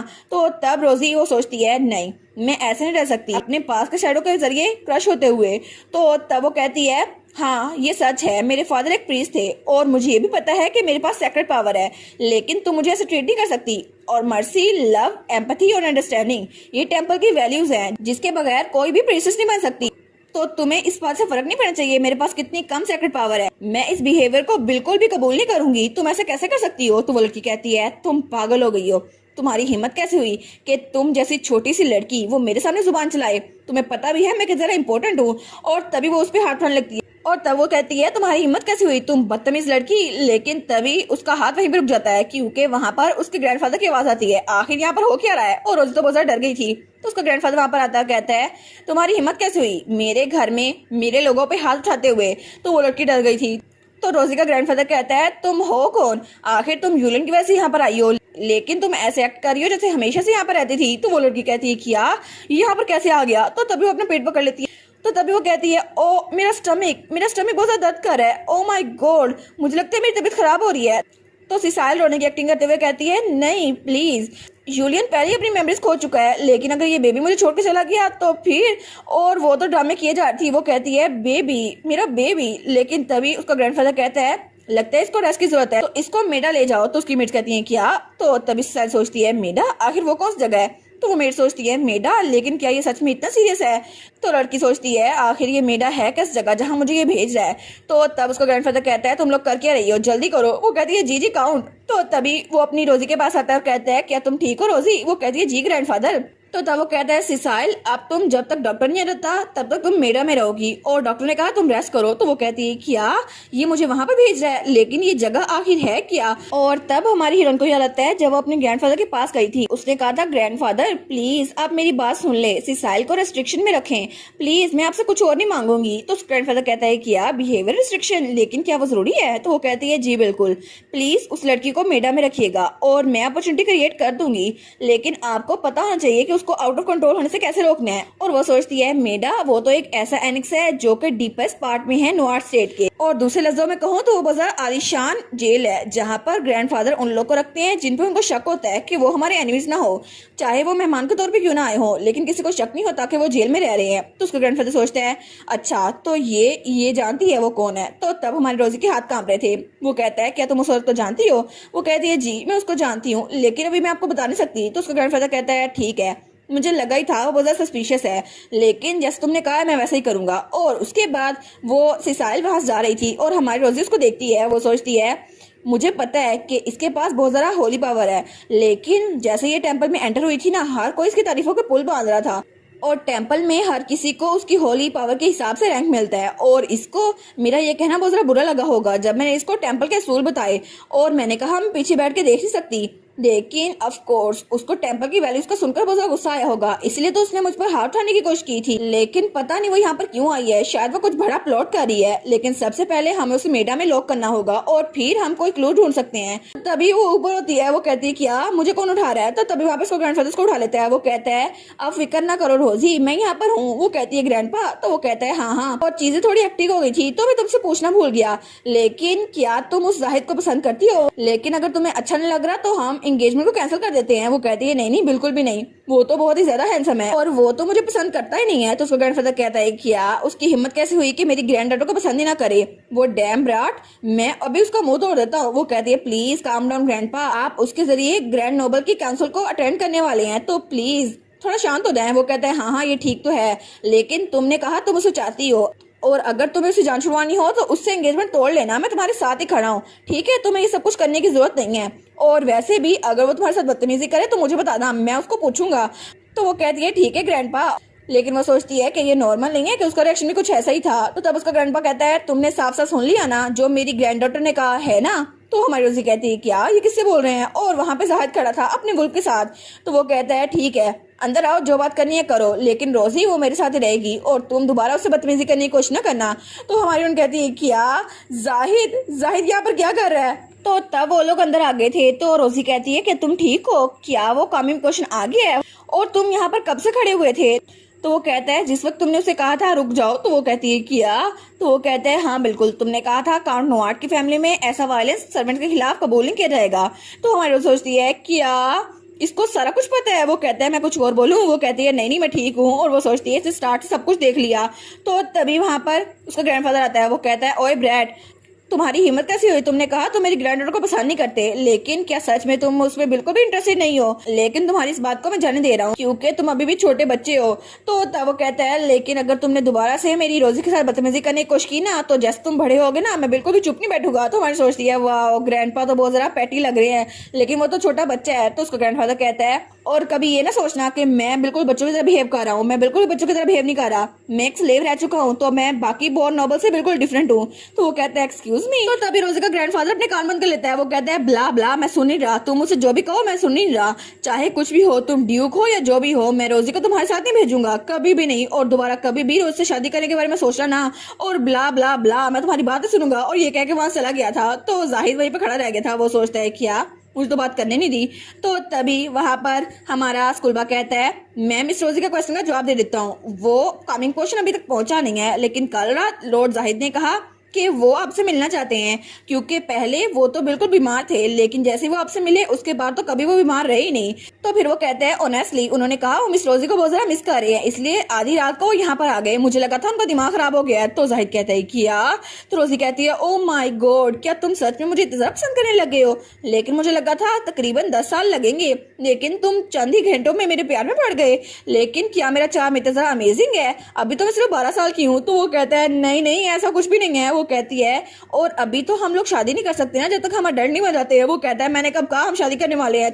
तो तब स्कूलबा कहता है जब आपने कहा था ना रुक जाओ, उसके बाद से लॉर्ड जाहिद वहां से हटा ही नहीं, उन्होंने आपकी सारी बात सुनी, और जब वो लड़की आप पे हाथ उठाने वाली थी तो तब वो आपकी तरफ बढ़ रहे थे ताकि आपको बचा सके, लेकिन आपके ग्रैंडपा ने उनको रोक दिया, और मुझे लगता है कि वो फर्स्ट साइड में आपके प्यार में पड़ गए हैं। लेकिन अगर ऐसा नहीं है तो कल की एंगेजमेंट डिक्लेरेशन की वजह से वो आपके प्यार में पड़ चुके हैं। तो जाहिद कहता है किया? तो तभी रोजी कहती है जाहिद सच्ची तुम मुझे इतना पसंद करने लगे हो? तो वो कहता है नहीं नहीं मैं तुम्हारे प्यार व्यार में नहीं पड़ा। तो स्कूलबा कहता है अच्छा तो ऐसा है, फिर मुझे करेक्ट करने दे, वैसे भी इन्होंने जो कहा है वो सच नहीं है मिस रोजी। तो वो कहता है मैंने कहा ना नहीं ये सच नहीं है, मैं कोई तुम्हारे प्यार व्यार में नहीं पड़ा। तो तभी उसका वुल्फ वो चिल्लाई जा रहा था। वो कहता है शादी कर लो ना, इससे शादी कर लो, और उसकी आवाज सिर्फ हमारी रोजी को सुनाई दे रही थी और किसी को भी नहीं। हमें सुबह का सीन दिखा रहता है और रोजी का महल। तो वहाँ पे 2 मेड्स खड़ी हुई थी। वो कहती है ओ माई उनका फियांसे तो कितना जरा अच्छा है ना, अगली सुबह ही उनसे मिलने के लिए आ गया, और जरा देखो सही कितने प्यारे कपड़े पहने हुए हैं, क्योंकि वो हमारी लेडी को बहुत ज्यादा पसंद करता है, और लेडी रोजी वो तो बहुत ज्यादा अडोरेबल है, बहुत ज्यादा लवली। और तब वहाँ पे जाहिद और रोजी बैठे हुए थे और चाय पी रहे थे। तो जाहिद सोचता है मैं इनकी बात यहाँ तक सुन सकता हूँ, लेकिन वो दोनों बातें किए जा रही थी, लगता है टीन टाइम वो बहुत ज्यादा एंजॉय कर रहे हैं और कितने क्यूट लग रहे हैं ना। तो वो सोचता है लेकिन मैंने ड्रेसअप इसके लिए नहीं किया। तो हमारी रोजी कहती है तुमने ड्रेसअप नहीं किया लेकिन फिर भी कितने क्यूट लग रहे हो ना, ऐसा लगता है कि तुमने स्पेशली ये कपड़े मेरे लिए चूज किए हैं क्योंकि तुम मुझसे मिलने आने वाले थे। वो कहता है बस कर दो, ऐसे कहना बंद कर दो। तो फिर वो कहती है नहीं नहीं मुझे पता है तुम बड़े प्यारे लग रहे हो। वो कहता है ठीक है, लेकिन क्या तुम इस एरिया को क्लीन कर सकती हो, इनको यहाँ से भेज सकती हो, मैं तुम्हारे साथ अकेला रहना चाहता हूँ। तो वो कहती है क्या मेरे साथ अकेला? वो कहती है आई मीन। तो जाहिद कहता है क्या हुआ, तुमने मुझसे बात नहीं करनी? तो वो कहती है नहीं हम लोग तो अभी भी छोटे हैं ना, तो हमें अकेले नहीं रहना चाहिए। तो वो कहता है क्या तुम क्या सोची जा रही हो, किस बारे में बात कर रही हो? तो उसका वुल्फ वो चिल्लाई जा रहा था उससे शादी कर लो, अभी उससे शादी कर लो। और जाहिद तो खड़ा हो गया था। वो कहता है क्या बोली जा रही हो तुम, और उसका वुल्फ वो तो वुफ किए जा रहा था। तो हमारी रोजी को उसकी बात समझ आ रही थी। तो रोजी कहती है हम लोग तो अभी बच्चे हैं ना, लेकिन अगर यहाँ पे आग लग गई या कुछ मसला हो गया तो किसी बड़े को यहाँ पर होना चाहिए, और अगर कोई इमरजेंसी की सिचुएशन हुई तो किसी अडल्ट को यहाँ पे होना चाहिए, क्योंकि हम लोग तो बच्चे हैं ना, हम लोग चीजों को हैंडल ही कर सकते हैं। तो वो कहता है क्या, और वो बेचारा तो एम्बेरस हो गया था, उसकी वजह से ब्लश कर रहा था। वो कहता है ठीक है, मुझे तुमसे सीक्रेट में बात करनी थी ताकि कोई हमारी बात ना सुन सके। तो रोजी कहती है अच्छा, तो तुम्हें शुरू से ये कहना चाहिए था, मैं तो कुछ और समझ रही थी, लेकिन ऐसा लगता है कि तुम्हारे अंदर बहुत ज्यादा गुस्सा भरा हुआ है। वैसे कोई बात नहीं, मैं लोगों के साथ बात करने में अच्छी हूँ, मेरे ग्रैंडपा और ब्रदर भी ऐसे ही हैं। तो तभी वहाँ पे स्कूलबा खड़ा था। वो कहता है ठीक है, तो मैं भी यहाँ से चला जाता हूँ, आप लोग आराम से बात कर लें। तो वो कहता है नहीं स्कूलबा, तुम यहाँ पर मुझसे ये पूछ क्यों रहे हो। तो वो कहता है मैं समझ सकता हूँ आपको अपनी फियांसे से बात करनी है, तो मैं आप लोग को बिल्कुल भी तंग नहीं करूंगा, और वैसे भी अगर यहाँ पर लॉर्ड यूलेन आ गए ना तो उसकी रिस्पॉन्सिबिलिटी नहीं ले सकता मैं, वो आपके साथ क्या करेंगे मुझे खुद नहीं पता। तो हमारी रोजी कहती है हाँ हाँ स्कूल पर जाओ। तो वो कहता है ठीक है, अब योर ग्रेस क्या मैं यहाँ से जा सकता हूँ। और वो जाहिद से पूछता है, तो जाहिद कहता है अब मुझसे क्यों पूछ रहे हो, मैं जानता हूँ तुम नोआर्ट फैमिली से हो, तो ऐसे प्रिटेंड ना करो तुम्हें मेरी फिक्र है। तो स्कूलबा कहता है नहीं ये बात नहीं है, सर्व तो मैं आपको करता हूँ लेकिन मेरी सैलरी अभी भी लेडी रोजी देती है। तो वो कहता है हैं, और उसके थोड़ी देर बाद मेड्स और स्कूलबा वो दरवाजे के पार खड़े थे और हमारी रोजी और जाहिद वहाँ पे अकेले थे। तो रोजी कहती है अच्छा मुझे बताओ कौन सा सीक्रेट है जो तुम अपनी फियांसे से शेयर करना चाहते हो। तो वो कहता है मैं जानता हूँ कि तुम असल में टेम्पल की स्पाई हो, क्या ये बात सच नहीं है। तो रोजी कहती है क्या मैं स्पाई हूँ। तो वो कहता है हाँ बिल्कुल, मुझे बेवकूफ बनाने की कोशिश ना करो, और वैसे भी कोई तरीका नहीं हो सकता कि तुम एक ट्रेनी हो, और तुम तो जितनी दिखती हो ना उससे भी ज्यादा चालाक हो, और तुम तो डिवाइन बीस्ट से भी कम्युनिकेट कर सकती हो, और इसके अलावा मुझे टेम्पल से बहुत ज्यादा नफरत है, मेरी मॉम और डैड की मौत के पीछे वही थे, और मुझे पता है तुम टेम्पल के साथ मिली हुई हो। तो रोजी कहती है क्या, तो तब वो कहती है टेम्पल से तो मुझे भी नफरत है, लेकिन अगर मैं टेम्पल से होती ना तो मेरे ग्रैंडपा वो कभी मुझे एक्सेप्ट ना करते, हालांकि मैं उनकी ग्रैंड डॉटर भी हूँ। तो जाहिद कहता है वो तो इसलिए ना क्योंकि नॉर्थ फैमिली में किसी को पता नहीं है तुम्हारी असल आइडेंटिटी क्या है। तो वो कहती है लेकिन तुम मुझे कुछ घंटे से जानते हो और तुम्हें सबसे ज्यादा पता है, लेकिन मेरे ग्रैंडपा तो मुझे कब से जानते हैं, उनको पता नहीं चल सका, और वैसे भी तुम्हारी सेल्फ अवेयरनेस का लेवल ना मेरे भाई से कुछ ज्यादा ही है। और तब वो स्माइल करती है और वो दिल में सोचती है तुम्हें पता है जाहिद, मुझे लगा था कि हम लोग कभी न कभी ऐसे टी टाइम जरूर गुजारेंगे। और तब उसे याद आता है जब वो जेल में बैठी हुई थी और तब जाहिद वहीं पे बैठा था और उनके दरमियान वो सुलाखें थी। तो वो कहती है जाहिद क्या होगा कि अगर तुम ड्यूक डेफरेंडल बनकर और मैं लेडी नुआर्ट बनकर एक दूसरे से मिलें। तो वो कहता है क्या होगा, हम भी बाकियों की तरह चाय पियेंगे और बैंक्वेट में डांस करेंगे जैसे सोशल पार्टी में नॉर्मल तरीके से होता है। तो वो कहती है क्या तुम्हें सोशल पार्टीज पसंद हैं, लेकिन मैं कुछ में गई थी और भाई तो मेरे लिए बहुत ज्यादा ओवर प्रोटेक्टिव थे, इसलिए मैं तो किससे बात ही नहीं कर पाई। तो वो कहता है हाँ वो पार्टीज बहुत ज्यादा बोरिंग और स्टूपिड होती हैं, किसी में कोई मजा नहीं आता। तो वो कहती है अच्छा मैं समझ सकती हूँ कि जाहिद के पास कोई सोशल स्किल नहीं है। वो कहता है नहीं नहीं मेरी सोशल स्किल्स इतनी बुरी नहीं है। वेल अच्छा होता कि अगर मैं तुम्हारे साथ होता, फिर हम इकट्ठे बात कर सकते और हम दोनों ड्रेसअप होकर आते, और मैं अभी तो ऐसा दिख रहा हूँ लेकिन जब मैं ड्रेसअप होता हूँ ना तो बहुत ज्यादा क्यूट और प्रिटी दिखता हूँ। वो कहती है सच में तुम क्या बात कर रहे हो, अभी भी तुम बहुत ज्यादा प्यारे लगते हो। तो तभी वो सोचती है मैंने कभी सोचा नहीं था कि हम लोग कभी ऐसा टाइम भी गुजारेंगे, और ये टाइम कितना प्रीशियस है, हालांकि हालात बहुत ज्यादा बुरे चल रहे हैं। तो तब रोजी कहती है ठीक है, तो क्या तुम मेरा सीक्रेट भी जानना चाहोगे। वो कहते हैं हाँ मुझे बताओ क्या है। तो वो कहती है एक्चुअली मैं इस बारे में फिक्रमंद हूँ कि टेम्पल वो मेरे भाई से छुटकारा हासिल करने की कोशिश कर रहा है। तो वो कहता है क्या। तो हमारी रोजी कहती है मुझे लगता है कि भाई ने अपने एक्सीडेंट से पहले उनका कोई सीक्रेट डिस्कवर कर लिया था, जिसकी वजह से वो भाई के पीछे पड़े हुए हैं और भाई को एलिमिनेट करना चाहते हैं इससे पहले कि उनकी मेमोरीज वापस आ जाएं, लेकिन हमें उसकी तैयारी करनी होगी।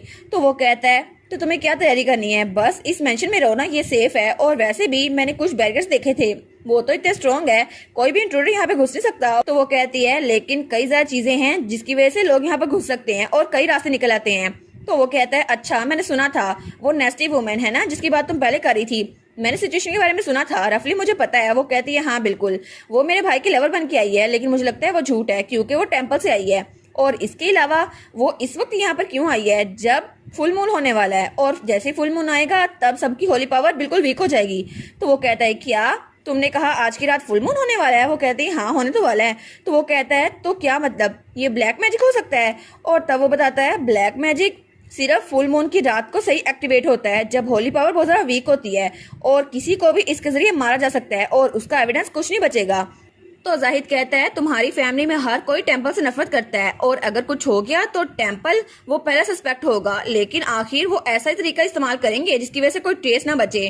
तो हमारी सोचती है क्या, लेकिन जाहिद के पेरेंट्स को भी डार्क मैजिक नहीं मारा था? तो रोजी कहती है तुम्हें ब्लैक मैजिक के बारे में बहुत ज्यादा कुछ पता है। वो कहता है हाँ, आम लोगों से जरा ही पता है। और वो सोचती है लेकिन फिर भी एक प्रीस्ट जो ब्लैक मैजिक यूज करती हो ये बात तो कोई सेंस नहीं बनाती। लेकिन आज की रात तो फुल मून की नाइट होने वाली है, तो क्या पता सिसार यहाँ पर इसलिए रुकी है ताकि हाई प्रीस्ट की क्लोज एड वो यहाँ पर आके मेरे भाई के लिए कुछ कर सके। और तब वो कहती है नहीं ऐसा नहीं हो सकता। और वो खड़ी होती कहती है जाहिद क्या तुम आज रात मेरे मेंशन में रुकोगे? तो वो कहता है क्या? वो कहती है मुझे बहुत ज्यादा टेंशन हो रही है, मुझे लगता है कि आज रात कुछ होने वाला है जिसकी वजह से डार्क मैजिक यूज होगा, तो क्या तुम मेरी हेल्प कर सकते हो मेरी भाई की जान बचाने में? तो जाहिद उसके देखते हैं तो वो कहता है सर्विलेंस। तो वो कहती है क्या सर्विलेंस? वो कहता है हाँ बिल्कुल, मैं तुम पे नजर रखने वाला हूँ और हम लोग इकट्ठे नहीं रहने वाले, मैं सिर्फ यहाँ पर हूँ ताकि तुम्हारी हेल्प कर सकूँ क्योंकि तुमने मेरी हेल्प की थी।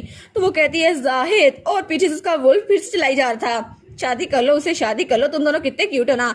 लेकिन तभी दरवाजा खुलता है और वहां से यूलियन आ रहा था। तो मेड उसको रोकती है। वो कहती है लॉर्ड यूलियन, लेडी रोजी ने कहा है कि वो अपने फियांसे अकेले बात करना चाहती हैं। तो वो कहता है क्या मतलब 11 साल के बच्चे आपस में एंगेज हो रहे हैं, ये कैसी एंगेजमेंट हुई? मुझे उससे बात करनी है, मेरी बहन है वो। तो हमारी रोजी सोचती है ये तो आज पहले जरा जल्दी उठ गए, पहले तो सोए रहते देर तक। तो तभी यूलियन वहां पर आता है। वो सोचती है मुझे कभी लगा ही था कि ये मोमेंट आने वाला है। तो वहां पर यूलियन आता कहता है ओए तुम ही ड्यूक के बेटे हो ना जिसे मेरी बहन पसंद करती है ना? और तब वो तो बड़ा चिढ़ा हुआ था। वो कहता है मैं तुम्हें आराम से बता रहा हूँ मेरी बहन से मंगनी तोड़ दो ताकि वो आराम से रह सके। और हमारी सोचती है आखिर वो टाइम आ गया जब मेरा भाई यूलियन नोआट और जाहिद डेफरेंडिल वो दोनों आमने सामने हो गए, क्योंकि ये दोनों ही मेरी जिंदगी के सबसे ज्यादा प्रीशियस इंसान है और वो दोनों आमने सामने आ चुके हैं। और दूसरी तरफ सीन चेंज होता है और हमें एक अकेडमी दिखाई जाती है। वहां पर कोई कहता है असिस्टेंट यूटा प्लीज इस अकेडमी एप्लीकेशन को रिव्यू कर दो। और वहां पे एक लड़का खड़ा हुआ था जिसके ब्लॉन्ड बाल थे और वो उस डॉक्यूमेंट को देख रहा था जिस डॉक्यूमेंट में हमारी रोजी की तस्वीर थी। तो वो उसको देखता है और वो कहता है तुमसे मिलकर अच्छा लगा रोजी नोआट, क्योंकि हम लोग तो काफी अर्से बाद मिल रहे हैं ना। और वो लड़का उसकी आइज भी ग्रीन थी, लेकिन अब वो कौन था इसके बारे में तो हमें नेक्स्ट सीजन में पता चलेगा, क्योंकि इसी के साथ ये वाला सीजन यहीं पर खत्म। और अभी तक तो इस स्टोरी का नावल भी चल रहा है और नावल की अगर मैं थोड़ी सी स्टोरी बताऊं तो थोड़ा स्पॉइलर हो जाएगा, तो जिसको स्पॉइलर नहीं सुनना वो वीडियो को स्किप कर सकता है। और बाकी सीजन 2 और सीजन 3 में कुछ ऐसा होने वाला है कि ये लड़का ये असल में 4 ड्यूकल फैमिली में से एक का बेटा था और एक जाहिद था और एक वो लड़की जो सिसाइल थी हमारे यूलियन को मारने के लिए आई थी। और असल में हमारी रोजी वो तो हाई प्रीस्ट की बेटी थी और उसका डैड कोई आम सा प्रीस्ट नहीं था, वो हाई प्रीस्ट था जिसके पास बहुत ज्यादा पावर थी और वो अपनी बेटी से बहुत ज्यादा नफरत करता था। लेकिन असल में हमारी रोजी उसके पास थोड़ी सी पावर नहीं थी, उसके पास बहुत ज्यादा पावर थी जो कि छुपी हुई थी, इसी वजह से तो वो टाइम ट्रेवल कर पाई। हालांकि पहले कोई भी हाई प्रीस्ट टाइम ट्रेवल नहीं कर पाया, लेकिन हमारी रोजी ना वो कर दिखाया क्योंकि उसकी पावर बहुत ही ज्यादा थी, इसलिए तो वो डिवाइन बीस्ट के साथ कम्युनिकेट कर सकती थी। और आगे जाकर यूलियन वो तो उसके साथ अच्छे से रहेगा और जाहिद उसको भी अपनी यादें अच्छे से याद आ जाएंगी और फिर वो अकेडमी ज्वाइन करेंगे और आगे उनकी स्टोरी तो बहुत ज्यादा स्मूथली चलने वाली है और एंड तो बहुत ज्यादा हैप्पी होने वाला है। लेकिन सेकंड सीजन और थर्ड सीजन जब आएगा मैं उसको तब एक्सप्लेन कर दूंगी। और अभी तक ये मानवा इसको ऑथर ने पब्लिश ही नहीं किया, अभी तक सिर्फ नावल आया है। तो चले आपको मिलते हैं नेक्स्ट सीजन में, तब तक के लिए अपना ख्याल रखिएगा। और अभी तक इस पूरे मानवा में से सीजन 1 में से आपका फेवरेट कैरेक्टर कौन सा था? मेरा तो एथन था, हमारी रोजी का कजन, जो कि जल्द ही आर्चमेज बनने वाला है। और आपका फेवरेट कैरेक्टर कौन सा था प्लीज मुझे कमेंट में बताइएगा और वीडियोस को लाइक जरूर कर दिया करें और चैनल को सब्सक्राइब कर दें। Thank you so much for watching my videos and bye bye.